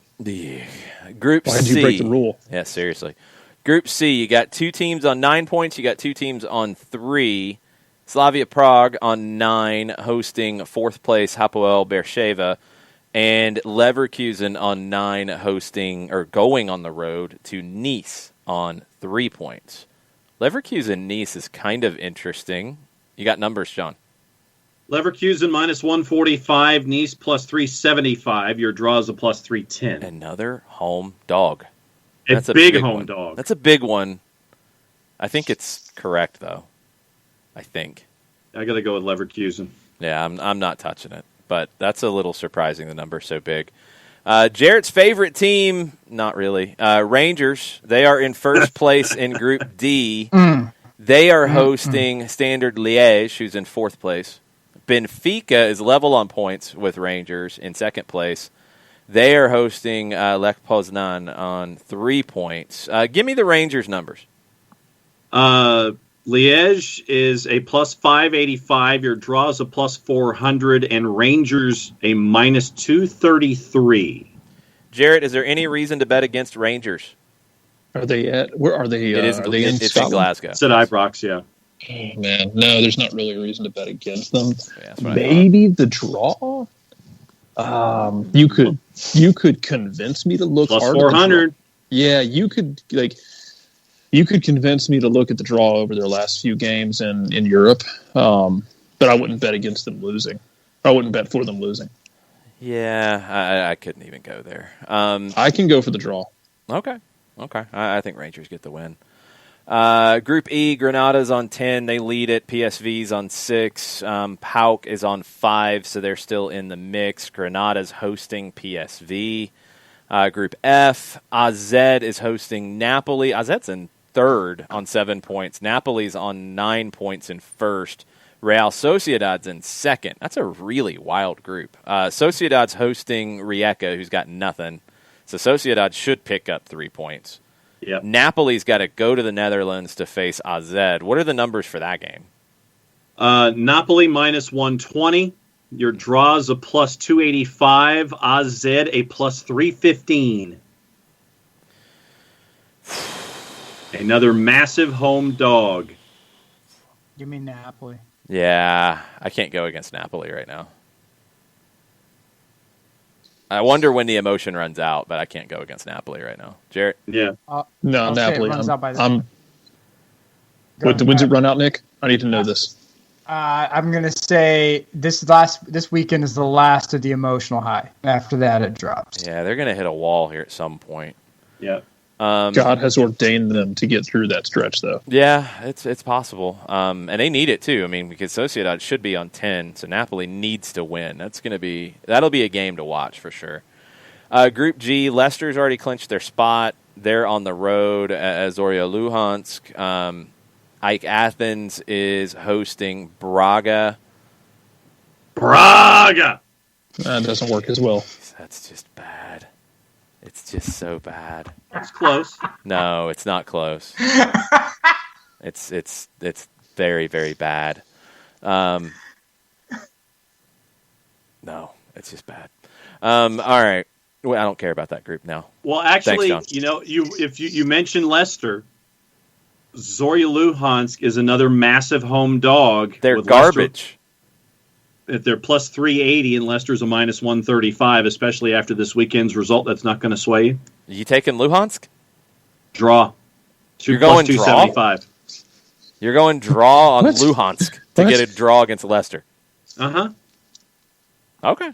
Leicester playing today, losing today, having to hop on a plane, go to the Ukraine, play on Ukraine, there's Thursday. no the. Going into the Ukraine and going up against Luhansk on Thursday. You're probably on a plane in 6 hours going to Ukraine to play a Luhansk after losing on Monday. I'll go draw Luhansk. They'll train tomorrow. They'll leave Wednesday. I have no belief in Zorya Luhansk doing anything. Leicester wins. Brendan Rodgers, don't be a buster. I was waiting for Jarrett to say anything on that one. What can I say right now? Well, you're gonna hold your thoughts because we're gonna skip Group H and we're gonna go on to Group I. I can give you the Group H. We're coming back to Group H. Relax over there, Nick. Relax. We're coming back to it because I think Jarrett's probably going to have a lot of things to say. Jarrett's going to get wound up and he's going to go for a while. We're going to finish Europa League. Is that why Nick has the sunglasses on? Probably. Group I. Villarreal's in 1st on 10. Maccabi Tel Aviv's in 2nd on 7. Sivasspor is in 3rd on 6 points. It's Sivasspor hosting Villarreal. Sure, what are the numbers? Villarreal minus 152. Your draws a plus 300. Sivasspor a plus 415. got to be Villarreal. Yeah, I got to go Got to Villarreal. be Villarreal. Group J, one of the Europa League games of the day. It's not the first place team, Royal Antwerp. They are hosting Ludogorets. It's 9 points versus 0 points. Don't care. Third place, Lusk, hosting second place, Tottenham. I'm intrigued. What are the numbers? Tottenham minus 147, Lusk plus 360, and your draws a plus 325. Another home dog. Big home dog. Yeah. Tottenham's leading the Premier League. Tottenham's I think pretty they get good. it done. Won't be pretty, Carry but they'll on, get my it done. wayward son. I think Jose has turned over a new leaf. I think they get it done. I think Tottenham goes in and wins. Yep. Group K is all over the map. You've got Dinamo Zagreb leading it with 8. You've got Feyenoord with 5. You've got Wolfsberger of Austria with 4. You've got CSKA Moscow with 3. The big game is second place Feyenoord hosting Dinamo Zagreb. No, I don't care about the numbers. I don't care. Skipping it. Group L, Hoffenheim. They've clinched a spot in the knockout round. They go to Belgrade to play Red Star. Ghent hosts Slovan Liberec. Hoffenheim going to Belgrade. What are the numbers? Hoffenheim plus 133. FK Cervenia Zvezda plus 187. Your draws a plus 270. Also known as Red Star Belgrade, if you Yes. don't want to be all that fancy. When did they switch, by the way? They were known as Red Star, internationally for a long time, and now they've started to switch to be known by their Serbian name more officially. Efforting that answer, sir. Okay, well, you can save that for a little bit. Because we got Bidness in Group H. We got Bidness. We got Lille hosting Sparta Prague. What a game. 8 points versus 6. First versus third in the group. Man, is this going to be huge. This is huge. What are the numbers for Lille and Sparta Prague? Lille, big home favorite, minus 233. Sparta Prague, a plus 5.5, and your draws a plus 420. Go to the other one. What? Give me the draw. Give me the no. Give me the draw. Okay. Draw for Lille and Sparta Prague. Sparta Prague feeling froggy right now. Better or worse? Okay. We got to talk about Milan, who's in second and is the best team through 9 rounds of any of the top 5 leagues in Europe. They have the most points per game of anybody. They're the best. They're at second in the group here, though. And they're hosting a team that's on 1 point that's been a mess, and there have been people throwing things at cars, I guess, and protesting outside. And Jared, And the police in Glasgow played better defense at the gates than the damn team did over the last 9 games. Jared, who was the team that Celtic lost to over the weekend? Oh, God, it was the Staggies in Ross County. Yeah, Celtic is in crisis. When's the last time we had a good old crisis? Not for Celtic, but in general, that we got to, sit back from across the Atlantic Ocean and go, wow, that fire's burning very bright. I mean, there's been a that few color flame doesn't appear without chemicals. There's been a few that we thought were crises in different places. It was I'm trying to remember. We had one, and it was described as somebody in crisis. Barcelona's close to crisis, but Celtic is in full-blown... In Scotland, today...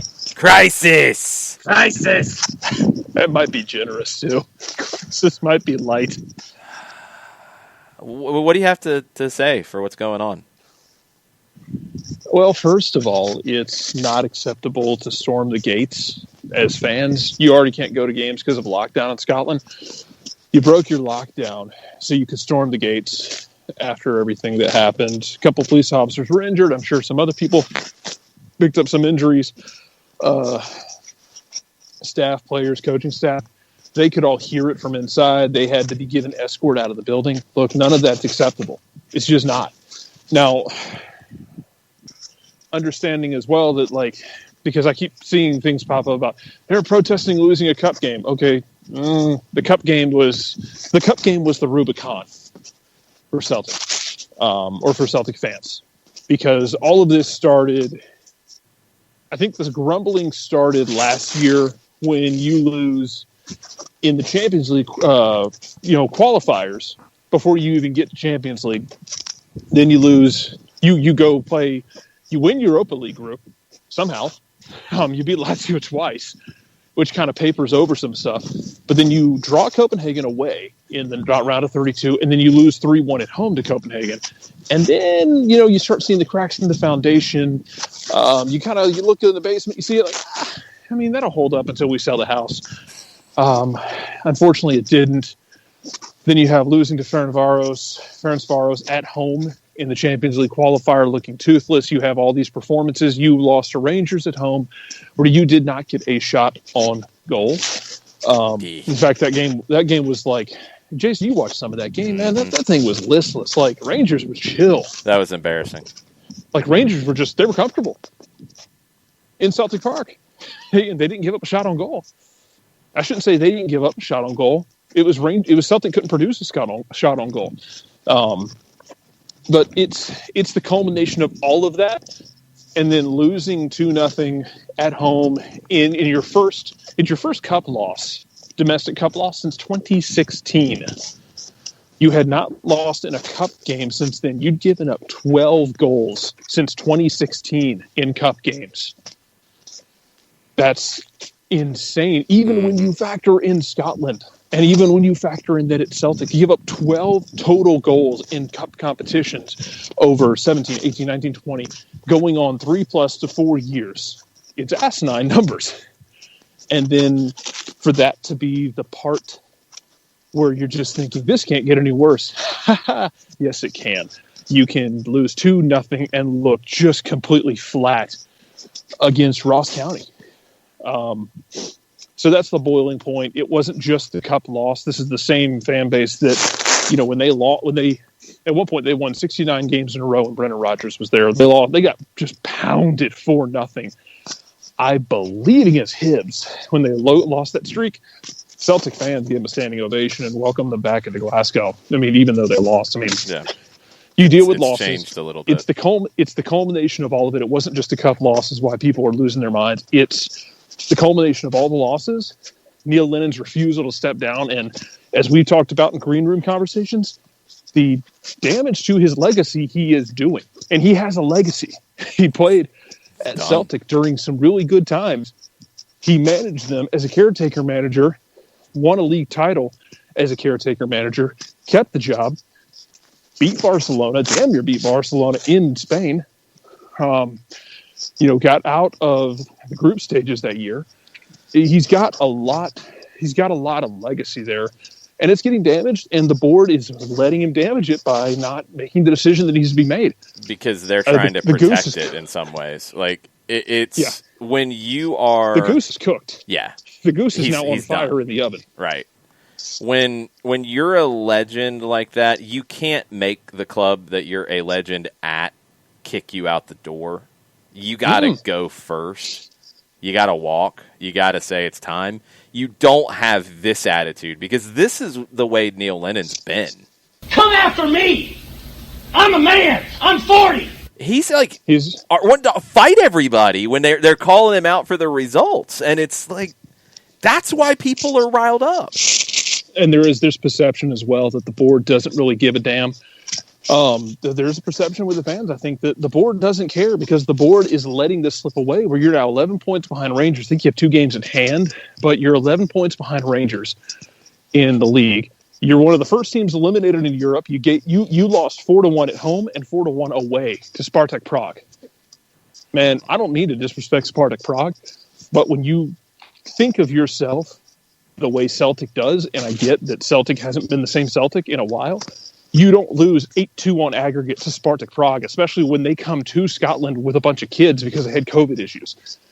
Like, it's a matter of all of this is just kind of tsunamiing on, and I think everybody just snapped, and they shouldn't have. You can't do that. You can't go to the gates in the middle of a damn lockdown and start assaulting people and causing problems like that. It's not how you handle your business. But I mean, it wasn't just a cup. I guess my thing is, it wasn't just a cup loss. The cup loss was just them stepping over the Rubicon in a way. Yeah. That was what changed it. That pushed them over the edge. But it's bad, and Lennon deserves blame here. The board deserves blame for not doing anything and giving the perception, like we blame a lot of American general managers and owners, that they just don't give a damn. Because that's the perception you get out of this. At least I do. Is you guys don't want to make a move. You're going to, the league's going to go away. You might get one trophy this year. You just missed out on another one. There's no guarantee you get the. You're really fighting an uphill battle to win the league. You're giving people the perception that you just don't care. Well, and then the player performances have been bad as well. Yeah. It is a matter of everybody takes blame in this. It's not just Neil Lennon, but when he's when you're the man, you're gonna be the one standing in front of the phalanx holding the shield. Other people bear responsibility for that phalanx, but when you're in the middle of it, you're the one that's getting looked to. So that's the situation for one team in this match, and they are going on the road to face a team that is, like I said, 2.5 points per game in league play through 9 games across Europe and top 5 leagues. That is the best, ahead of Bayern, ahead of Tottenham. 23 points in their first 9 games. That is a new club record at this point in the season in the 3 points per win era. Milan is just lighting it up. 7 wins, 2 draws. They're 5 points clear. Speaking on behalf of Milan, Nick Alifi. Ladies and gentlemen, what you are witnessing right now is greatness. And it is not greatness in the traditional form. Let me make sure that I explain this so it's all crystal clear. Greatness can take many forms. It can come in just the long form marathon run that Juve has been on. That's greatness. I don't like it, but it's greatness. There's the enter treble. First Serie A team to do that. Greatness.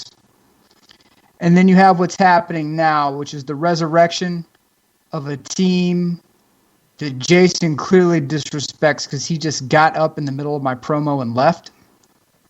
And I have to say right now, when you see Romagnoli scoring, you see Frank Kessie scoring, you see Zlatan Ibrahimovic, ancient out there scoring. Woo! What I need to know right now is who doesn't believe that this is a dangerous team. What? You could be an Inter fan, and you could say Milan's dangerous right now. What? You could be a Juve fan, and What? you could say Milan is dangerous right now. What? But for anybody right now who's in Europa League hanging out, thinking that you're going to get the run on this team, let me tell you something. There's dreams and reality. What? And you can all have dreams, and dreams are a wonderful thing.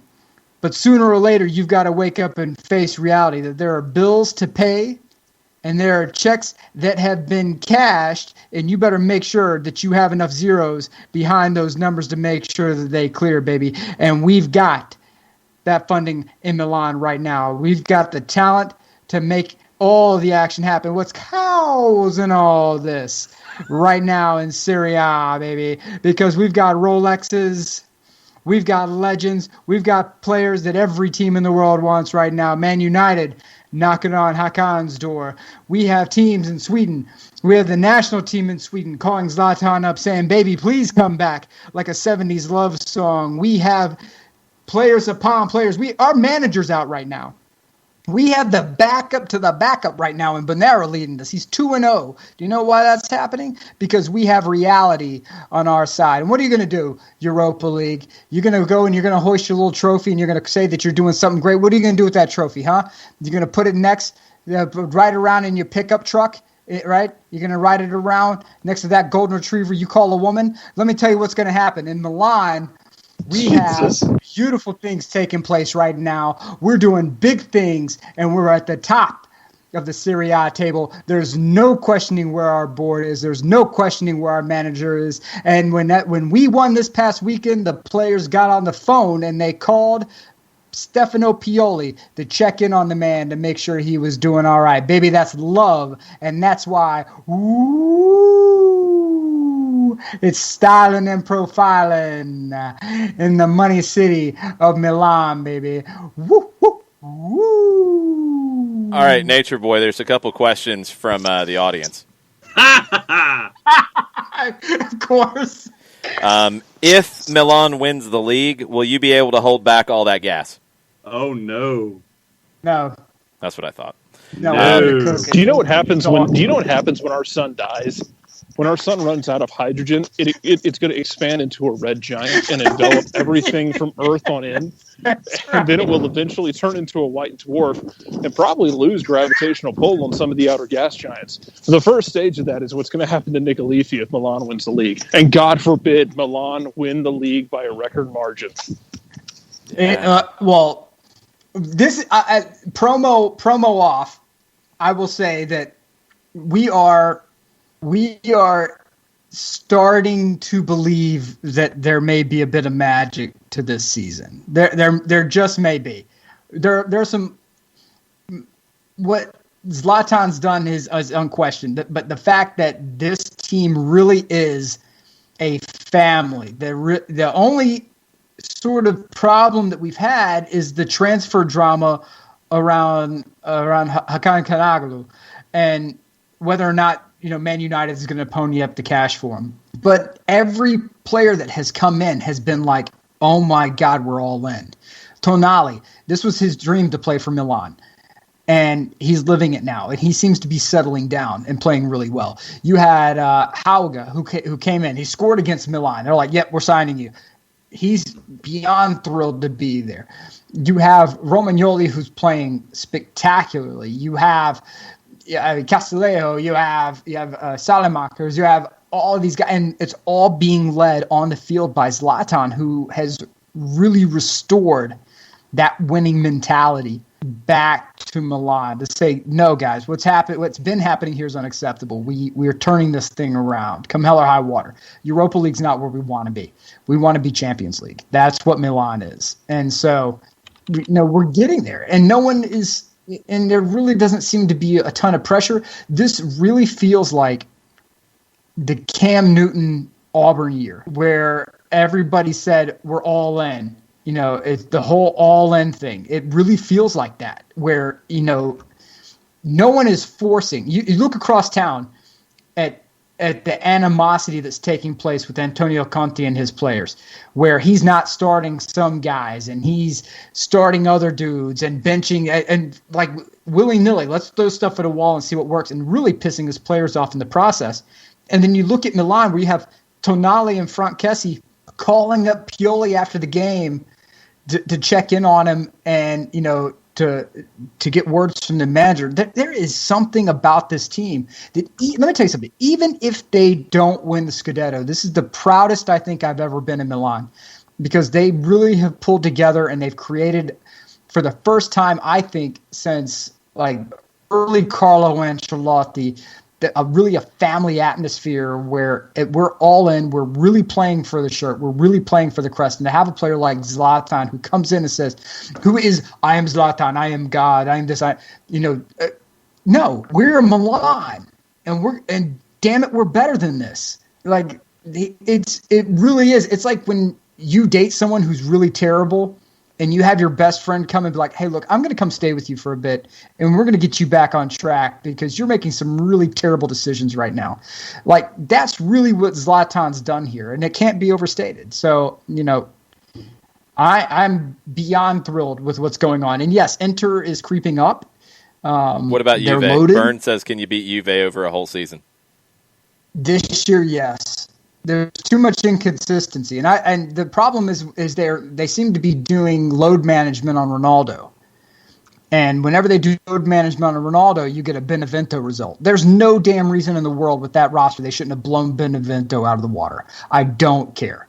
They were a very good City B side. They are not a very good City A side, and they are a team that Juve should kill. It's games like that have previously sank Milan, where they would play against a Fiorentina and drop points. They would play against a Benevento and drop points. And now they're like negative Ghost Rider. We are coming for blood in every game. So I think they can beat Juve if Juve continues to do load management on Ronaldo. If Ronaldo somehow puts together a streak, that the gap will tighten. More concerned about, and that's no hate toward Inter or hate toward Juve. I just think that Inter is a more complete team, but they are absolutely like they're schizophrenic. You never know what you're going to get out of them. Like you can't make heads or tails of where they're coming from, where they're going. Who Conte pisses off this week?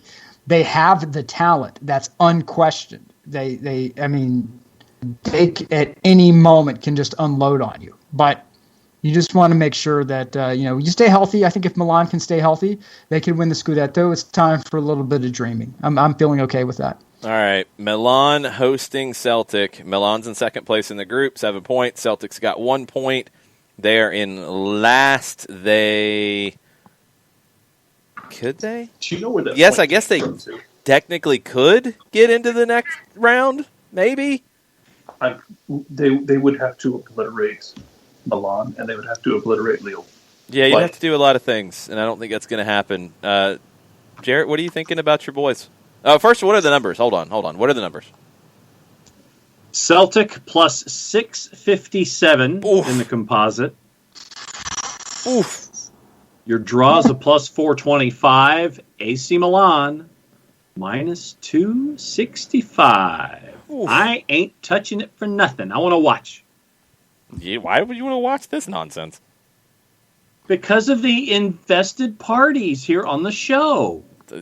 That just because Jarrett likes Celtic doesn't mean why would you want to watch this? And it's also one of the 1255. Swansea with my spare time. I'd rather watch.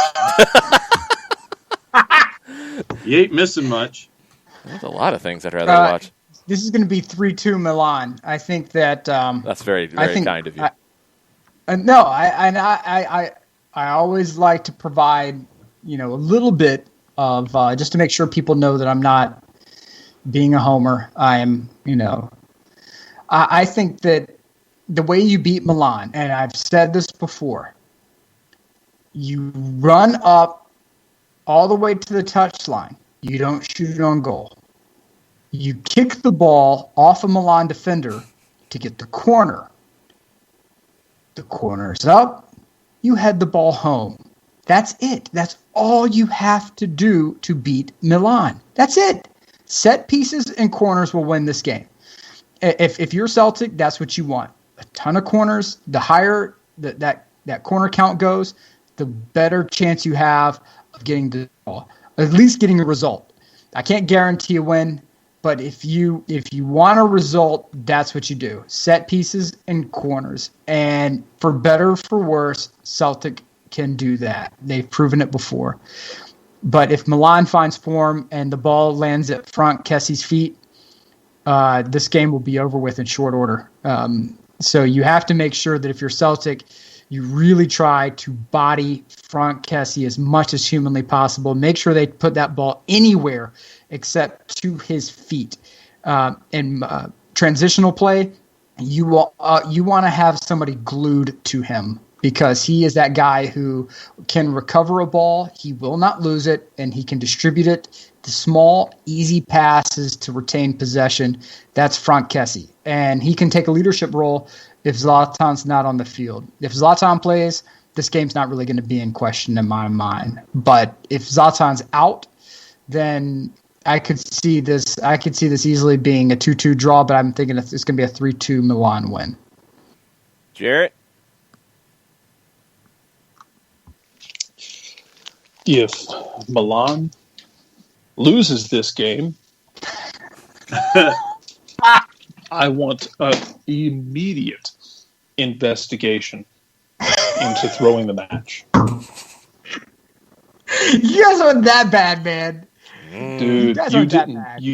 I invite you to go to ESPN Plus and watch them play a not great Ross County team this last weekend. It is not a matter of talent. It is a matter of broken men. And that's what it is right now.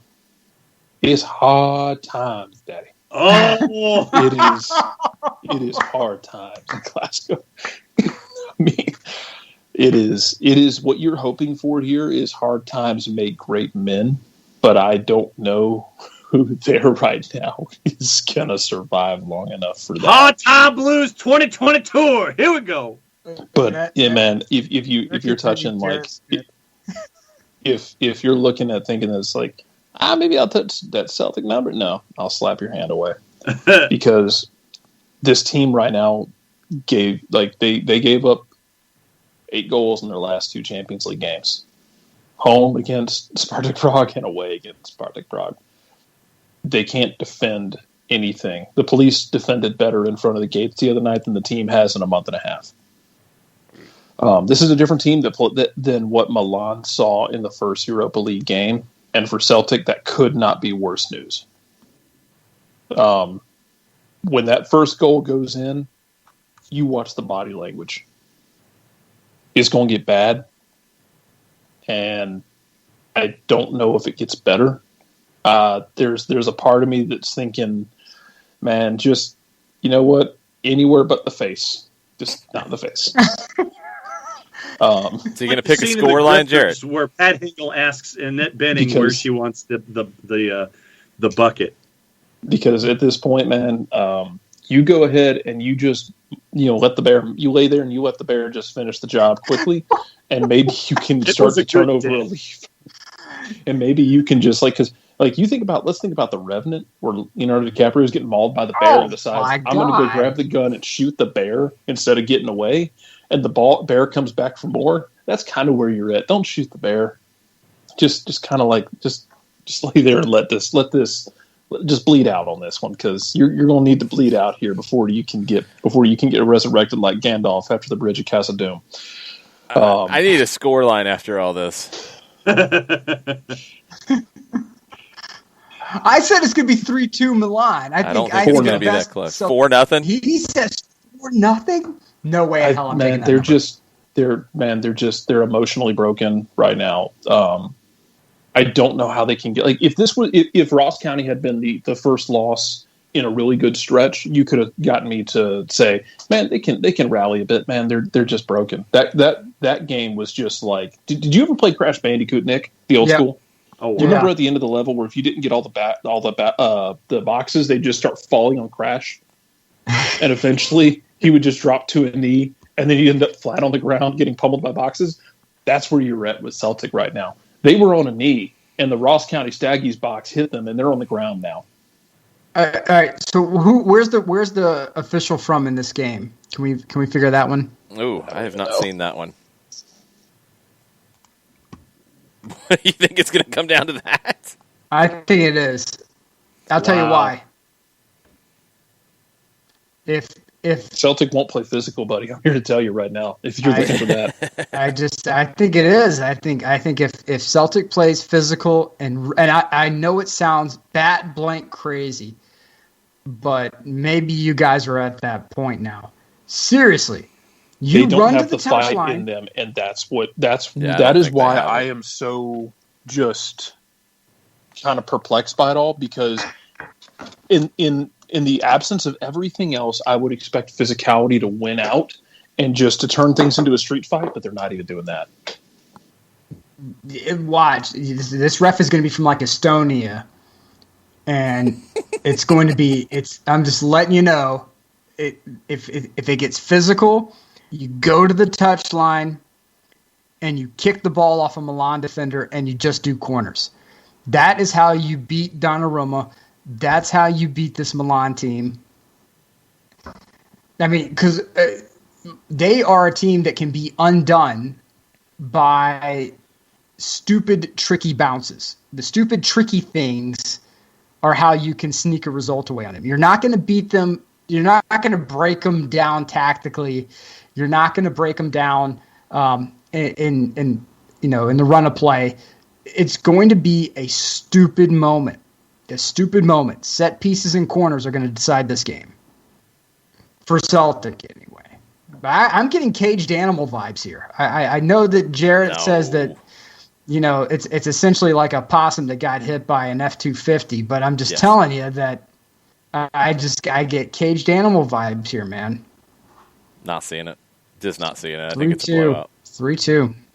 And I just cut a promo, so the universe is lining up against that.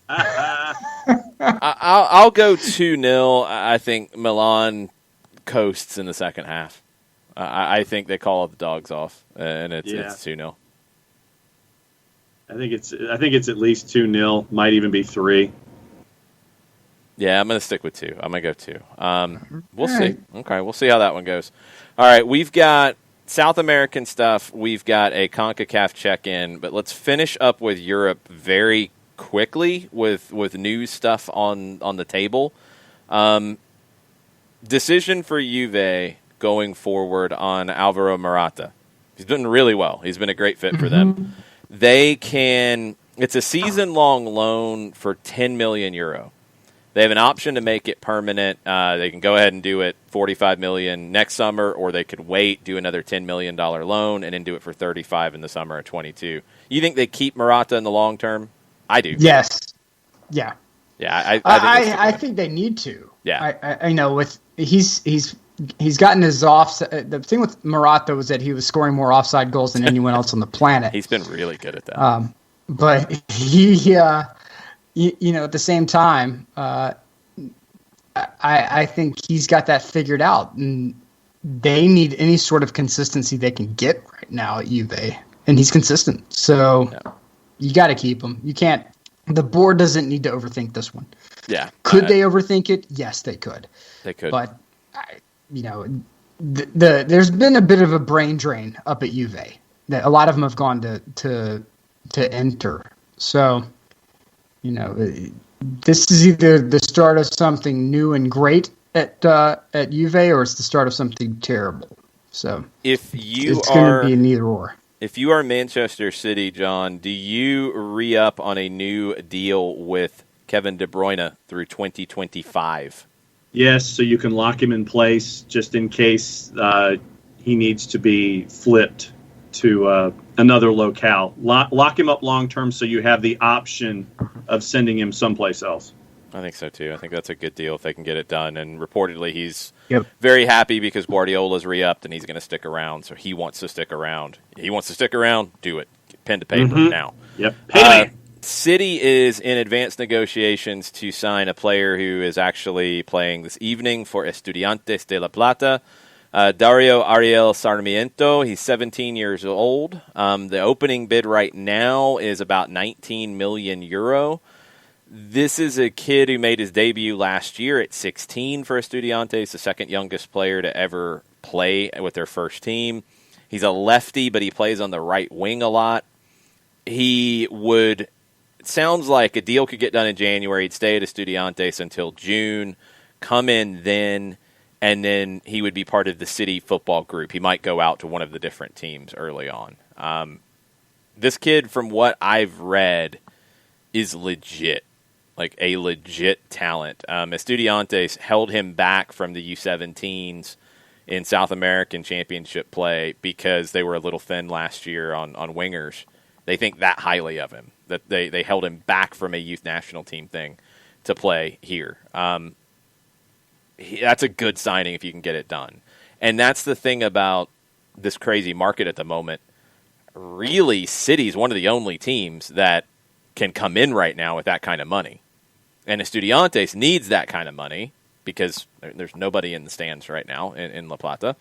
And if you're able to get that one done, you could probably bid that number, make it reasonable for you, because I don't know if anybody's bidding against you. And I think Estudiantes needs the money. So keep an eye on that one. That could be a fascinating one if it gets done. Jarrett? Or not. Okay. Let's go to Barcelona because it's crazy. And let's start with good stuff in Barcelona. We were slandering the man, and we all must give him an apology. Antoine Griezmann, 3 goals, 2 assists in his last 4 games. And outside of all of the great celebrations and honoring of Diego Maradona this weekend, Griezmann had the best celebration. I don't know if you saw it, It was very funny, very silly, and it was something that his daughter does when she sees him on TV. It's like hands to the face and like all kinds of silly stuff. And he was doing that after the goal, and everybody's like, "What is he doing?" But it was like a sign back to his kid, which was very, very cool. Very cool. So, can we be nice to Antoine Griezmann? Called him a bum. That's what happened. Can we be nice to Antoine Griezmann now, Nick? No. Man, all right. I was just trying. Barcelona might get sued. Is that fun? That's fun. About normal. Quique Setien, remember him? Oh, yeah. His contract was supposed to run through June of 21. He says the club has never even called him. They have not reached an agreement with him about anything. They haven't paid him. His assistants, and we talked about this before, his assistants were under contract through 21. There was this back and forth with them, like they were going to get put into other jobs in the club, like in the academy or whatever. They were told at one point to come back to work on November 9th. Then they were told that their contracts are going to be paid out, but they can't go work anywhere else in Spain because they're registered at Barcelona for the season. But they got their money. Quique Setien is not, and he's like, look, I filed this lawsuit a month ago when it was coming up to the deadline to file it because they hadn't even talked to me, and they owe me money. Look, that's how you know Barcelona's really broke, when they won't return the calls. Yeah. Loan money to someone with the understanding that they have to pay it back, and watch how many tech issues their phone has. Just watch. That's true. They got a presidential election coming up on January 24th. And it's like, wait, what? What is it? What? I can't hear you. What? What? Well, they've got to. What? They've got to find a way to get this presidential election done. It's not going to happen until January 24th, but the game done changed with this. Victor Font was supposed to be the favorite. He was going to bring in Xavi. No worries. All's good.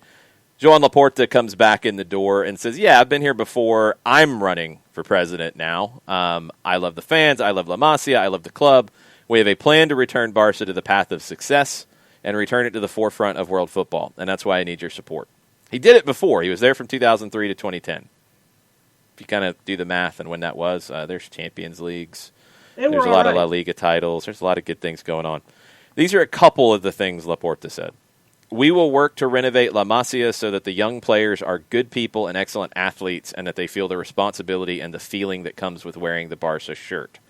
We have studied the economic and financial situation of the club. We have to work to get new proposals to generate income and make the appropriate decisions.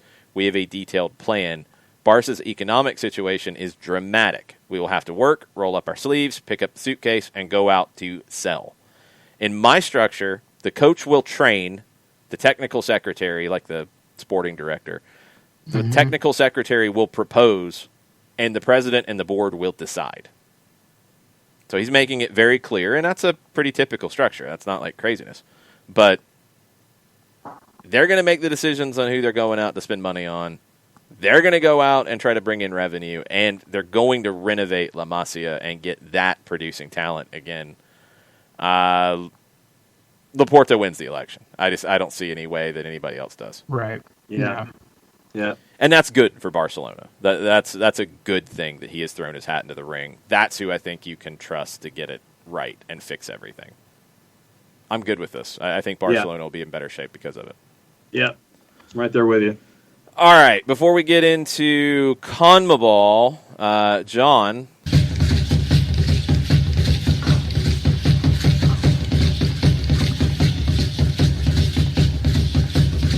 Conca Cinco de John Nelson.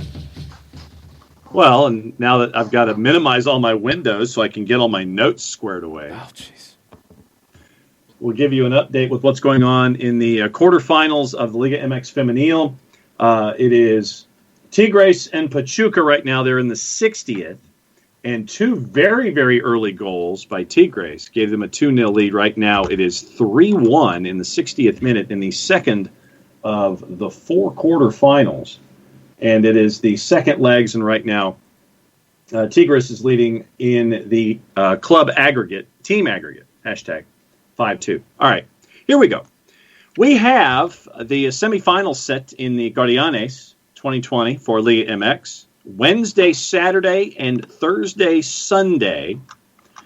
Wednesday, Saturday, it is Chivas and León. Chivas knocked off Club America in the aggregate 3-1. León beat Puebla 3-2 in the aggregate. They were down 2-1 after the first leg. Thursday, Sunday, Pumas and Cruz Azul. Pumas beat Pachuca 1-0 in the aggregate. Cruz Azul beat Tigres 3-2 in the aggregate. Enrique Alfaro Ramirez, the president of Jalisco, announced that there will be no fans allowed for Chivas and León for the semifinals. He backed down and will not continue authorizing the opening of the doors at the Estadio Akron to the public after strong criticism because he endorsed the presence of fans for the first leg match in the quarterfinals against Club America at Akron. He has decided to say that for the semifinal, there will be no audience allowed. One was against Chivas, one isn't. Paul Aguilar Club America, has said, sorry. Yes. So, speaking of Club America, this is why we bring this to the floor.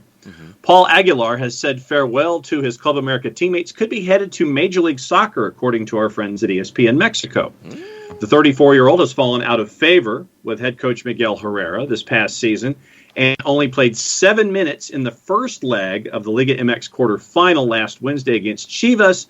Apparently, that is going to be his last time for the club, for Las Águilas, and now he is deciding to move on after this contract runs out. According to ESPN Mexico's Cesar Caballero, Austin FC is a potential destination, although there is apparently another MLS club that is interested. A move to Austin would see Aguilar paired up with former Club America player Cecilio Dominguez, who was named Austin FC's first designated player. Aguilar joined Club America back in 2011, and it went on to win 3 Liga MX championships and 2 CONCACAF Champions League titles. In his time there, he also has over 50 appearances for the Mexican national team. He's on their roster for the second leg of the quarterfinals against a team that we know that we're quite familiar with down in Florida, but he is not expected to travel with that squad. Looking at juice boxes, we get into that in a little bit when it comes to everything else going on. Luis Fernando Tena has announced his 15th tour for being a manager in Liga MX. He was announced as the manager for Juarez. And so has he managed every team in the league? Pretty close. I think so. He has reached 10 different teams. Cruz Azul 4 times, Morelia twice, Evening Bandit, and Chiapas twice. Also, he has, in addition to Tecos, Santos, America, León, Querétaro, and Chivas, he is now the head coach at Juarez after taking over for Gabriel Caballero. Speaking of vacancies, it looks like Toluca might have theirs squared away. Hernan Cristante is close to signing his contract, according to people who are close to the club, who talked to local reporters there. Cristante, the former coach of the team, has already talked with Antonio Nelson Senior, the former teammate of the club, and today it is the director of Toluca. Only thing remains, apparently, is him signing on the line, which is dotted. In the Liga MX Femenino quarterfinals, Querétaro advanced on away goals with a 4-4 square in aggregate. Tonight at 10 o'clock, you have Monterrey and Pumas, who are tied 1-1 in the aggregate as well. Now, we can go back into juice boxes and see what we have there, and that was how I was going to finish what was going on with Mexico, with your Liga MX action going on. Okay, so we got 20 seconds. Goodness gracious. Your first legs on the second. Chivas right now, plus 171. León, plus 141 on the road. And also on Thursday, Cruz Azul at home against Pumas. Cruz Azul minus 123. And Pumas on the road, a plus 330. That is your Conca Cinco for this go-round. I'm just glad that Senia is still at Toluca in the front office. He was an amazing player, if you don't know Senia. He was one of the first naturalized Mexicans to play for the national team. Brazilian-born, played in Mexico for a long time with Toluca, from 99 to 2017. Oh, wow. Legend. Played for the 2006 Mexico World Cup team. So that is your Conca Cinco for this week. Very, very nice. Very, very nice. I got a little bit of an addition to that. There are Instagram photos that are tagged to being in Austin, Texas, of Miguel Layun from Monterrey. Well, hello. Former Mexican international outside back. You might have a couple of very strong, slightly older outside backs from Mexico playing for Los Verdes in Austin. All right. He needs to say that in Spanish going forward. That's going to have to be a key. All right, let's get to South America. A couple of updates outside of Libertadores and outside of Sudamericana. Alianza Lima, famous Peruvian team, relegated for the first time in 82 years. Wow. After losing over the weekend. Wow. They made the Celtic riot outside of the base look like child's play.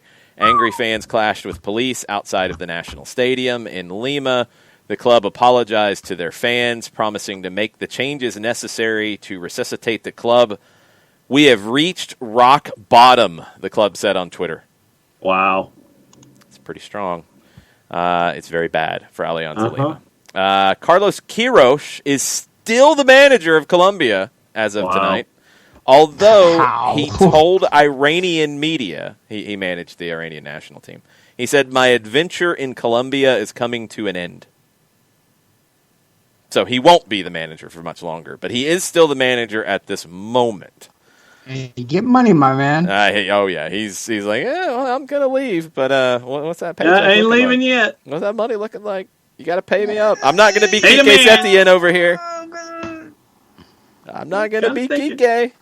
I'm thinking. I'm getting my check before I walk out the door. All right. That money. Sudamericana we will start with, because we'll run through it a little quickly. Union hosting Bahia Tuesday, 5:15. Bahia won the first leg 1-0. Union, I think, can get this one done. They're not one of the bigger Argentine clubs, but I think they can find a way to win it. A good one is Deportivo Cali hosting Vélez Sarsfield tomorrow at 7:30. Vélez won the first leg in Argentina 2-0. Now they got to go to Colombia. What are the numbers on that thing? Deportivo Cali minus 111. Vélez plus 385, and your draws a plus 200. Draw. I think Vélez does enough to advance. I don't think they win in Colombia. Yeah. I think they get a draw. Lanús, which I highly recommend as a team to watch. They're a fun team to watch. The new number 10 at Lanús, since Atlanta United's signed a couple of number 10s from Lanús, you might just want to keep an eye on it. Good young talent. Lanús hosting Bolivar Wednesday, 5:15. Bolivar won the first leg in Bolivia 2-1. Lanús has to overturn that. I think they can. What do the odds makers think? Lanús minus 323. Yeah. Bolivar a plus 665, and your draws a plus 425. Lanús, and if you want to pair it up with something, do it. But Lanús is going to win that. Independiente hosting Phoenix on Wednesday at 7:30. Independiente won in Uruguay 4-1 in the first leg. No contest. They got it. Todo Rojo. Gustavo will be very happy. Independiente goes through. No worries. Sport Huancayo host Coquimbo Unido on Wednesday at 7:30. It was a scoreless draw in the first leg. Are there numbers on this thing? Why, yes, there are. What are the numbers? Sports Huancayo plus 140. Coquimbo plus 187. Your draws a plus 220. Going with the home team in this one, Huancayo. Unión La Calera is hosting Junior of Colombia Thursday, 5:15. Junior won the first leg 2-1. Can they hold it? I think they do. I think they get a draw. Is that a crazy suggestion according to the numbers? No, because they pretty much have both sides evened up at plus 160, and your draws a plus 225. I like that plus 225.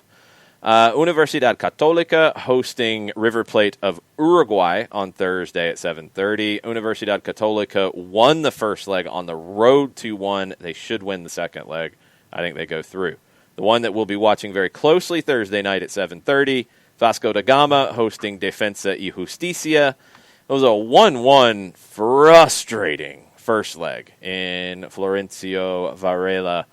Defensa had the chances. They're the better team. They cannot find goals at the moment. They're struggling in domestic play as well.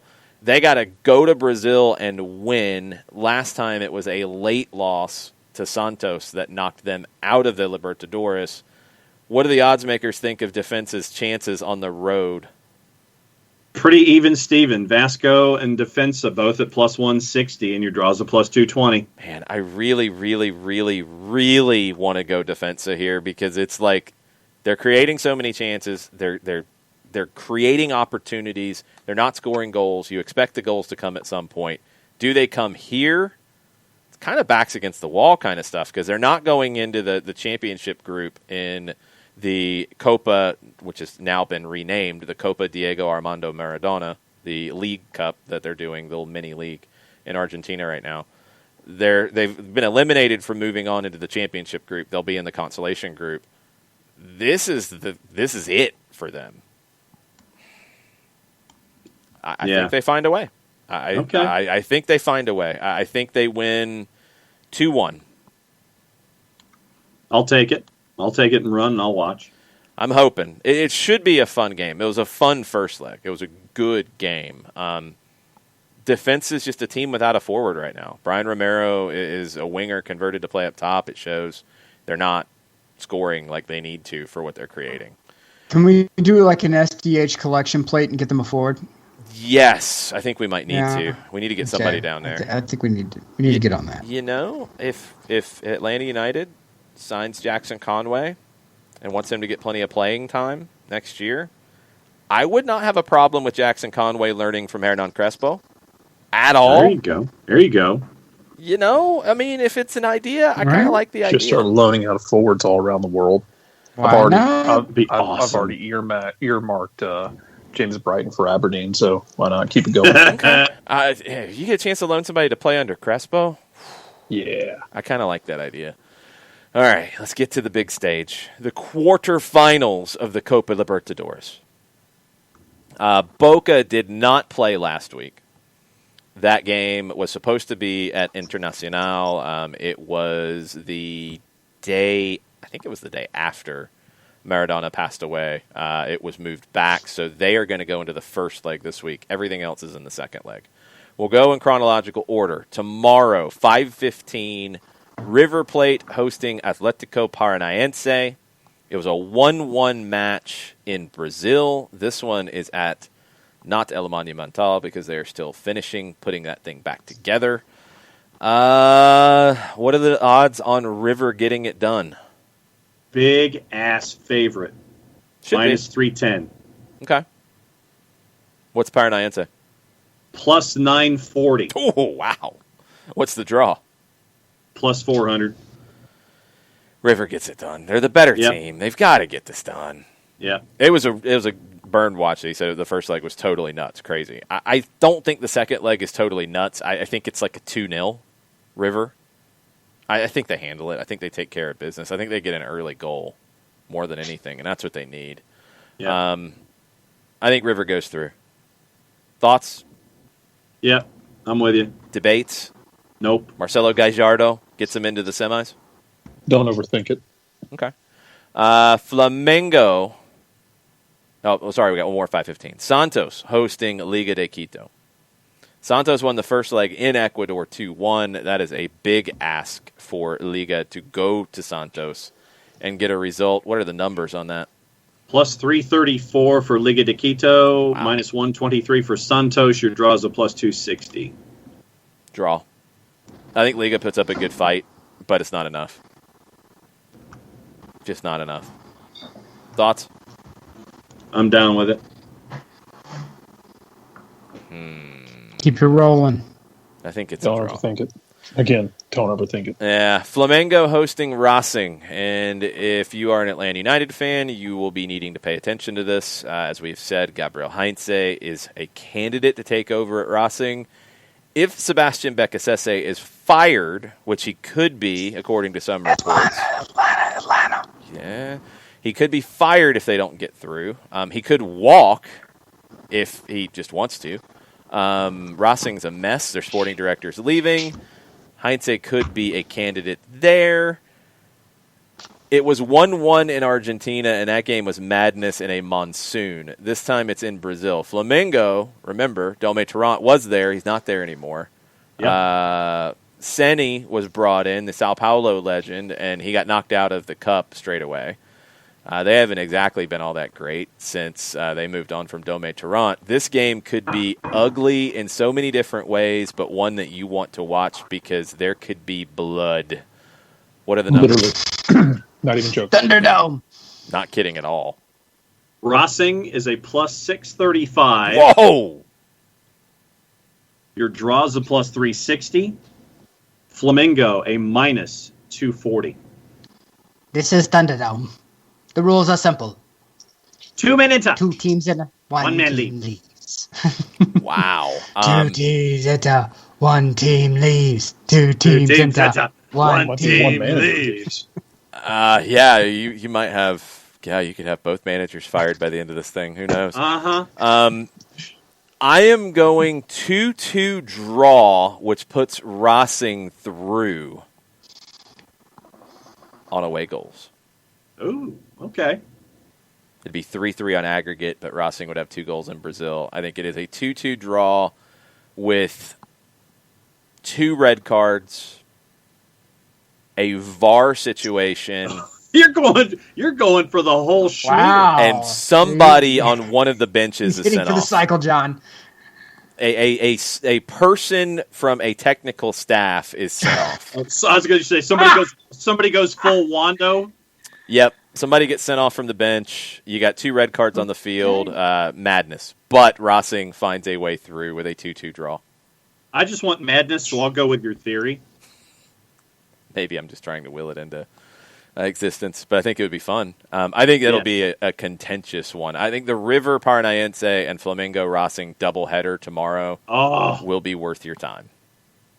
It'll absolutely be worth your time. And how can folks keep an eye on that doubleheader, sir? Well, you can watch on Fanatis, which we know very well, fntz.co/soccer down here. You can sign up for a free trial, 7-day free trial. You can go ahead and subscribe. You can subscribe for a whole year. You can add the Italian language package if you want to do that. And what can you watch on Rai Italia, Nick? You can watch Italian soap operas. You can watch Italian Dancing with the Stars. You can watch some Italian Serie A action. You can watch all kinds of fun, fantastic Italian programming, specifically curated for all things awesome. Do they not ready for it. And cooking shows? The cooking shows are amazing. Do they play musical performances from Massimo Ranieri? To my knowledge, they do not. They need to. You know, he's a legend. I just realized how that game's going to end too. It's going to end with Racing getting knocked out on just the most dubious penalty humanly possible. Oh, it very well could. It very well could. You think VAR is fun in England? Oh, go have some fun with South American VAR. Oh, my goodness. Think what was it, Panama and Mexico in the Georgia Dome? Think about that.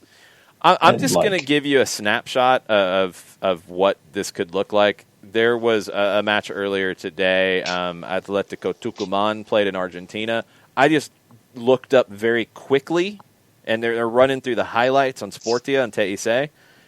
Manager was wearing a bomber jacket, walked off the field in his bomber jacket. Tucumán did well. The goalkeeper was celebrating with one of, I'm assuming, a young defender. He looked pretty young. And he's grabbing him by the face, and he slapped him. And they won.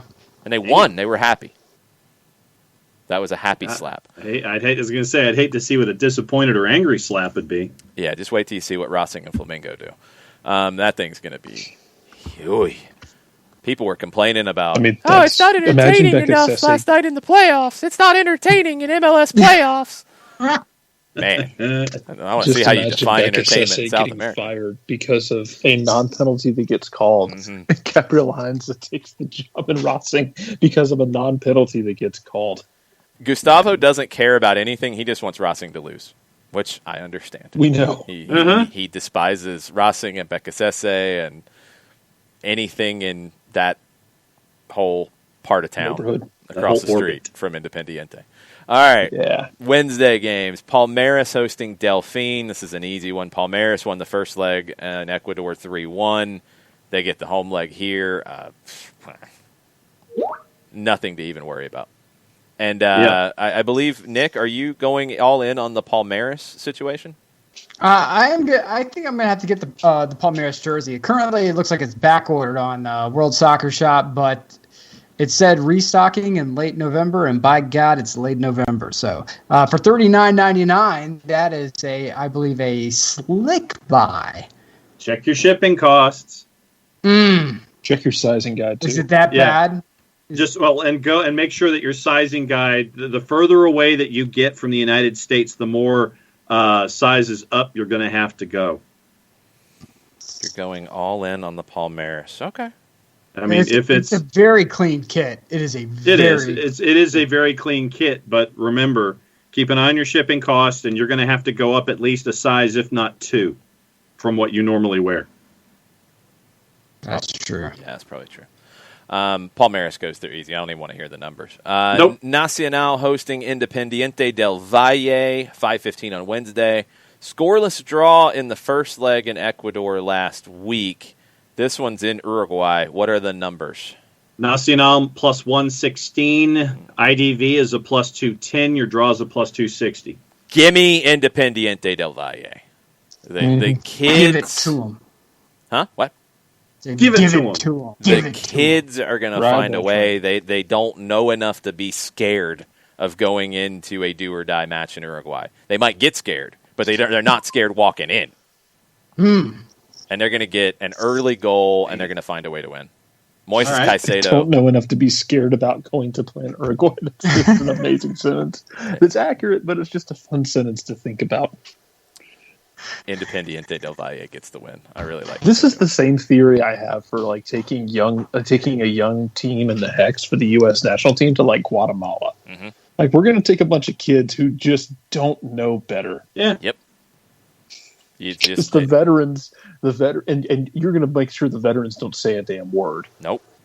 Because don't tell them anything. We don't want to. It's like a horse. We don't want to spook them.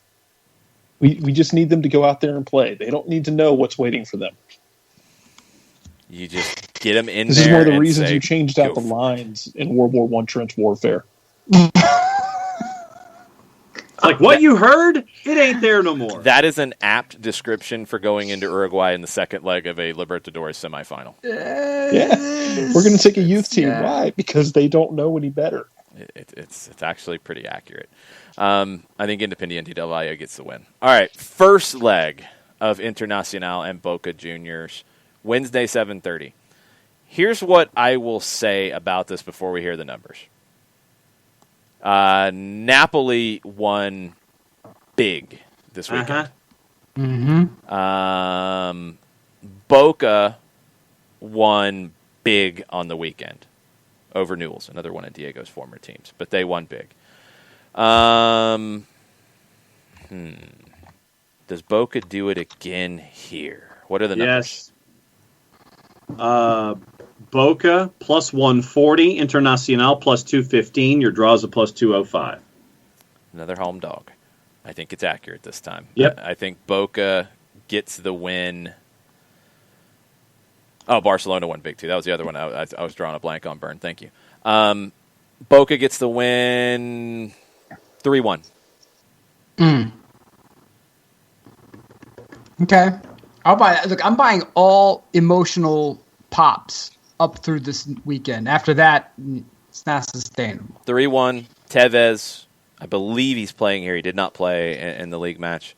Tevez with a hat trick. Oh, wow. And he dedicates it. Yeah, I know. Diego. 3-1. I'll go. Yeah, I think it'll be like 3-1-ish also. 3-1 is where I'm at here. Jorge Wilstermann hosting Libertad on Wednesday at 7:30. This is a really intriguing one because Libertad won the first leg at home 3-1. That was in Paraguay.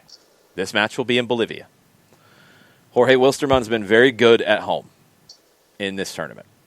Can they do the shock and win 2-0? That'd make it 3-3 on aggregate, but they would have the away goal, and they would go through. What are the thoughts on our boys, Jorge Wilstermann? Jorge Wilstermann is a -150. Wow. Libertad is a +405. Wow. Your draw is a +275. Mm-hmm. I say they do it. They got to win 2-0 at a minimum. That would put them through. If Libertad scores a goal, then Jorge Wilstermann needs 3 to go to extra time. I think they get it done. Okay. You sold me. Can I just ask for extra time on principle, just because I want to see things get weird? Sure, I'm fine with it. I don't think it happens, though. I think Jorge Wilstermann wins 4-1. Oh, wow. Whoa. All right. So the old Celtic treatment. I see. Libertad has fired their manager already this season. Libertad is a little soft, and I don't think they handle the adversity very well. So they go to Bolivia and get thrashed. Gremio hosting Guarani on Thursday, 7:30. Gremio won the first leg on the road, 2-0. This should be a cakewalk for Gremio. Yep. So that would mean you would be moving on with, according to our predictions, River, Santos. I'm going Racing. Others are going Flamengo. That's a toss-up. Yeah. Palmeiras. I'm going Independiente del Valle in an upset.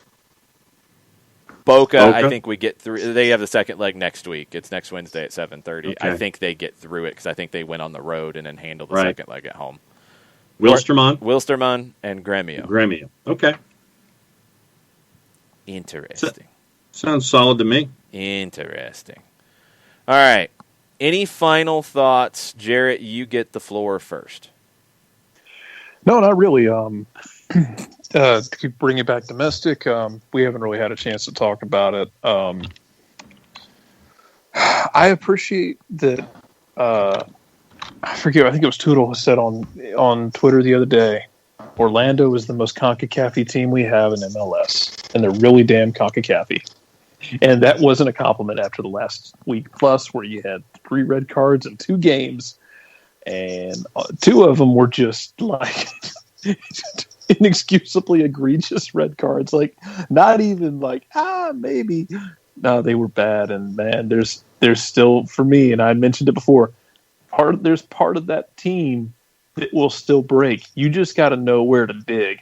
And they knew how to dig on themselves and knew exactly what to do to screw themselves into the ground. So, God, Orlando, just please figure it out somehow. Until then, we've got fun Western Conference games, and Kansas City and Minnesota can't decide who's the favorite and who's the underdog. They're both trying to play the underdog card. And that game's going to be on Fox Thursday night, too. Big Fox. Yeah, because of the shifting of the NFL schedule, it got moved to Big Fox. I hope it meets everyone's entertainment standards. Yeah, really? That blew my mind. All the blowback from that was just... you know what? Just put Orlando in every game, and people will be entertained. That's true. I think Kansas City, Minnesota actually will be really entertaining. Yeah, I think it'll be like a 5-goal game. I want to see. I want more excuses to use my GIF. Your GIF. Peter Vermes GIF. You what? Your GIF. Your GIF. Yeah, my GIF. Your GIF. You mean GIF? Is this 3-1 on this? Jared, don't do this. Don't do this. Don't climb this mountain. So I see that. I see that GIFs are his yam. GIF. That's good to know. He's wrong. I don't care if he invented it. He's wrong. Well, the person who invented the facial tissue, I suspect, probably didn't expect it to be called Kleenex, but here we are. I don't think you have the facilities for that, big man. That's right, Big Shaq. Just stand down, Jared. Stand down. This is not an excuse to use the Peter Vermes moving animation file. There you go. Go. That's correct. So it's a map instead of a GIF. That's accurate. Anything else, Jared? put Orlando in all the playoff games if you want it to be fun, apparently. True. Because those cats are insane. And is Nani now, has he replaced Josie Altidore as the worst big name penalty taker in Major League Soccer? 5 of 10. Yeah. It's pretty bad. Bad. And he could have a conversation with Carlos Vela. Look, here's my thing, and if anyone from League Media watches this, decent. Actually, make sure that you know who's saying it.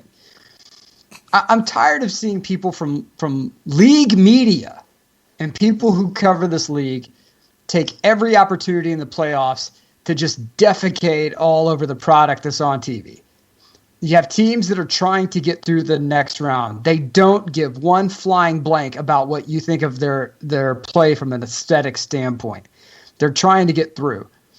And Atlanta United in 2018, especially in the playoffs, didn't exactly play the most aesthetically pleasing ball on earth. There are a couple times that they played pretty damn well defensively, and they got through. And I don't think everyone in Atlanta was freaking out or calling it boring because we were absolutely thrilled that we were advancing. Accurate. So to sit there and I just think that everyone who's sitting there screaming like, oh, this is so boring. Oh, it sucks. Oh, it's too defensive. Blah, blah, blah, blah, blah, blah, blah. You know what? Your team's sitting at home. Your team is sitting at home. Oh, Philly fans are complaining about it? Congratulations. Your team's sitting at home. Atlanta fans complaining about it? Your team's sitting at home. Orlando, your team's sitting at home. Everyone else, you're sitting at home. They're surviving and advancing. And for the people in those markets, they're probably thrilled that their teams are advancing. And by the way, Nashville didn't just play bunker and counter. They played stout defensive ball and did what they had to do to win. There's a difference between cynically packing back and knowing how to defend. It's two dramatically different things. But that's okay. It's all right. Just poop all over the sport and the league that you are paid to cover. What a tremendous luxury you possess. If I wish I had that opportunity to do that, but I refuse to drop the bag to go dump all over something that cashes my flipping checks on the 1st and 15th. It's incredibly short-sighted for these people to do this. It's okay, by all means, to have an opinion. By all means, have an opinion. But if you are a reporter or claim to be a reporter, let me go ahead and reevaluate that one, and you sit there and you poop all over this league and all over the gameplay, and you're going to sit there and say all this other crap about, oh, they're playing too defensively, they're doing this, they're doing why I'm going to change to the Great British Baking Show or whatever. And then don't come to me next season when you say, oh, well, why are fans tuned out? Because you laid the seeds for it, clown. That's why. Because you're sitting there sowing clown seeds. Don't be surprised when you get a circus. That's your problem because you're sowing it. What do clown seeds look like? So if you're going to work that damn hard to bury your own league and bury the play of your league, don't be mad when people check out, especially the newer fans. Oh, well, this is crap because person who covers the sport and the league say it's crap. People will tune out. Congratulations. You have an elevated voice, influencer. So with that, I'm getting off my soapbox. It was infuriating to watch. Are there things that make you angry? Damn right there is, Fred.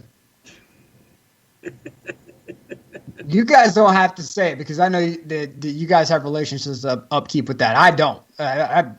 I'm tired of watching these guys plant this stuff. I said it. Because it's cheap heat.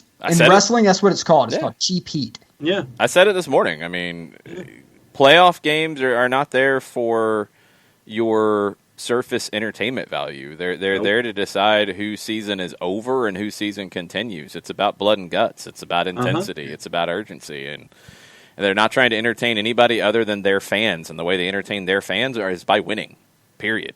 And if that means they're going to be a little defensive, fine.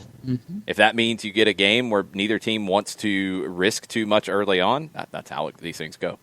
So it's just, I mean, you should know this going in. And I do completely disagree with the American soccer mentality of crapping all over the American soccer product. It doesn't make you cool. It doesn't make you more influential. It just honestly hurts the game, to be perfectly clear. It hurts the game. There are things to criticize them. But when you start constantly talking about how bad this is and how bad that is in American soccer, and that's all you got, you can do better. Yep. That's the problem, is that the people talking about have talent. It's not like they don't have talent. Like the reporters that I'm talking about, the people who take to Twitter, a lot of them have talent. You're better than that. There are better ways to take a tactical view of the game and say, hey, look, it wasn't aesthetically pleasing, but it worked or it didn't work. Well, it's understanding the situation. I mean, when you have a World Cup quarterfinal, you're not coming into it and saying, well, Croatia really didn't try to entertain people today. Yeah. Really? Right. Thanks for the update. I had no clue. I thought maybe they were just trying to keep moving along in the tournament. You want to break down the tactics? You want to say somebody got the tactics wrong? Absolutely. Right. Then explain it. You want to say why the team won the game and what they got the tactics right on? Explain it. It's not there to be entertained like it's a sitcom. Nope. It's a game that means something. And it might not mean what it should to you, but it means something last night's game to the Columbus fans, to the Nashville fans. Respect them. Right. Respect that. We want these games to be meaningful. Yep. And did Columbus have players out for COVID? Yeah, 7. 7. Wow. So maybe they have to change things up a bit. Maybe they had no practice time. Most importantly, yeah. Just throwing that out there. That's what I'm saying. Put context to it. Say, hey, look, you know what? Columbus is having to change their program up a bit because of X, Y, and Z. They're just trying to advance here. Oh, they advance. Oh, wow. Good. Say whatever you want then. But to sit there and just be like, this game sucks, I'm putting on Netflix. Like, you're not contributing anything to American soccer culture. No, Nothing. And we all know folks who would be more than happy to contribute to soccer culture in those situations. It's very frustrating. There are writers out there who are looking for a paycheck who could probably do a little bit more with the resources given. I say that because you have talent. Use it. We have to get past this idea of entertainment value. What can be entertaining is games that mean something. Mm-hmm. And when you act like games don't mean anything, then there's nothing left.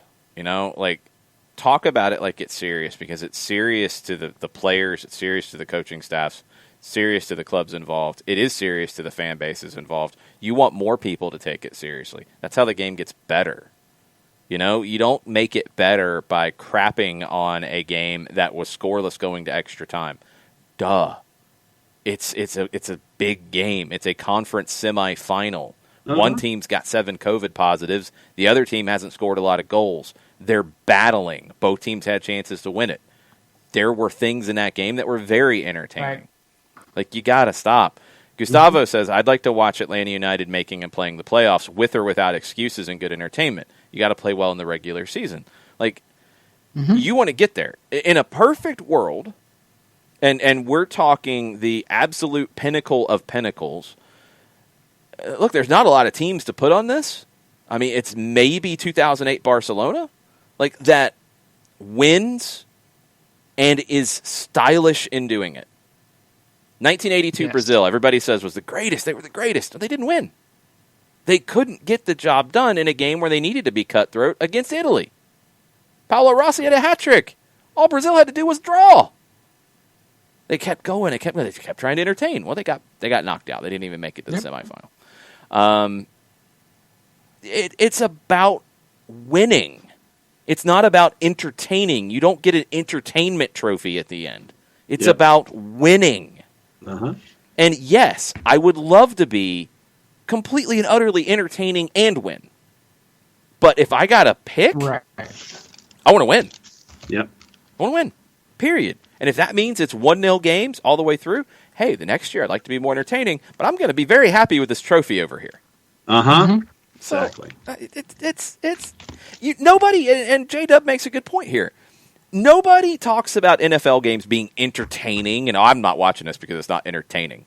Nobody, as Gustavo says, is watching the World Series and saying, well, this isn't entertaining enough for me, so I'm going to go watch something else. Who reports on the sport. Like, that's not how people treat these other sports. Soccer needs to be looked at differently. It's not a collection of friendlies. It's not a collection of special events. No. To get it to that point, you got to talk about it like it means something. You got to talk about the people in Nashville got to talk about how much it hurts. How they weren't expected to be there. They all bought in because they got so close, and it hurts to go out the way that they did.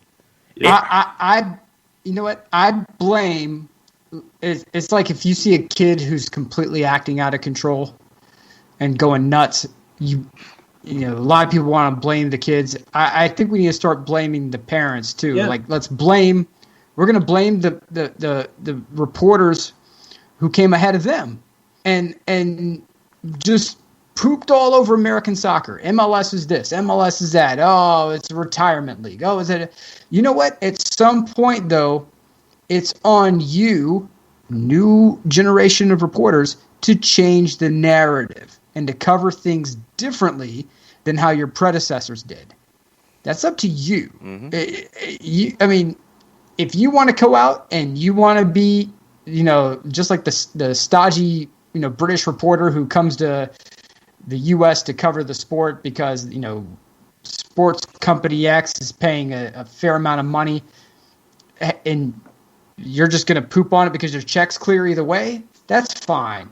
Be that person. Get cheap heat, get your clicks, get whatever you need to get, and call it a day. If that's how you put food on your table, I get it. Just understand that you're not doing the sport and I'm not saying cover it with kid gloves. No. I'm not saying do it right and do it with context. Yes.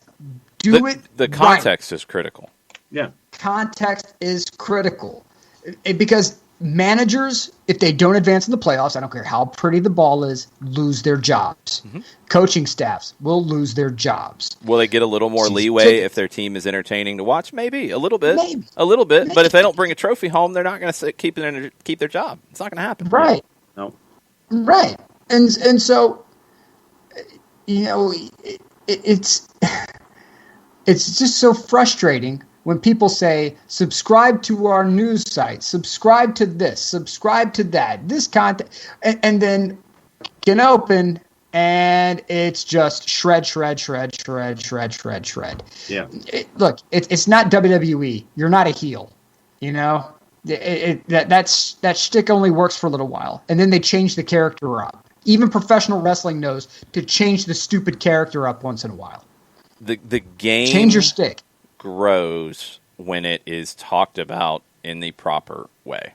Yeah. Yes. We've had this conversation in general about Teise, which I have on because there's not a U.S. soccer alternative to have on my TV. But the way they don't say, you know, no, we don't want our players to leave Argentina. We want them to stay here and not go to big clubs in Europe. No, they say we want these players to go to big clubs in Europe. We celebrate them. We show their highlights. We talk about how they're doing. They don't diminish the local league. They talk about how serious it is. They talk about the blood and guts. They scream at each other about Boca and River. They talk about what's going on with all the different teams and managers and everything going on. And they talk about it like it's important, because it is. If you talk about it like it's not important, and this is a conference semifinal, and you talk about it like it's not important, you're telling your readers, your listeners, that it's not important. Yeah. That sticks with people. Then when they make a decision about, am I going to watch this? Do I care? Well, this guy keeps telling me it's not important, so why am I going to spend my time? You're hurting the sport that you cover with that attitude. It doesn't do you any good. It doesn't make you a better soccer person. It doesn't mean you're more legit. It doesn't do anything except hurt your future job prospects because you're hurting the sport that you cover. It makes no sense. You can still be happy about Brian Reynolds potentially going to Juventus for $5-6 million. Great. You can be happy about Tyler Adams going from the Red Bulls to Europe. Great. You can also talk about how the Red Bulls are very important. And you can talk about the Red Bulls and how they stunk it up in the postseason and they got to do something different. Talk about it like it's important because that helps make it important. Mm-hmm. When you have a cynical attitude about it and diminish it, you don't help the sport. Nope. Right. You don't help yourself either, sadly. Nope. Yep. No, because it makes me sit there and say, well, why should I keep, as a customer, why should I keep taking in this media where I know what's coming? Yep. I know what's coming. And there are a few reporters out there, and you guys are the ones who, you know who you are, you're very good. You cover it fairly. You add context. It's not just, well, everything's great in the league today. And it's not. No. It's provide context and keep it accurate. And if you're going to just... And talk about the emotions of the game. I think that's something that is just not done here. And it is in other sports. That's what I don't get.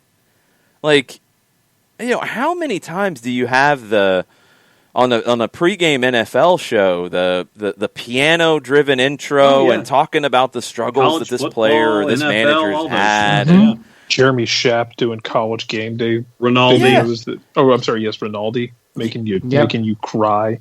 But you for every then, college you game then day. feel it.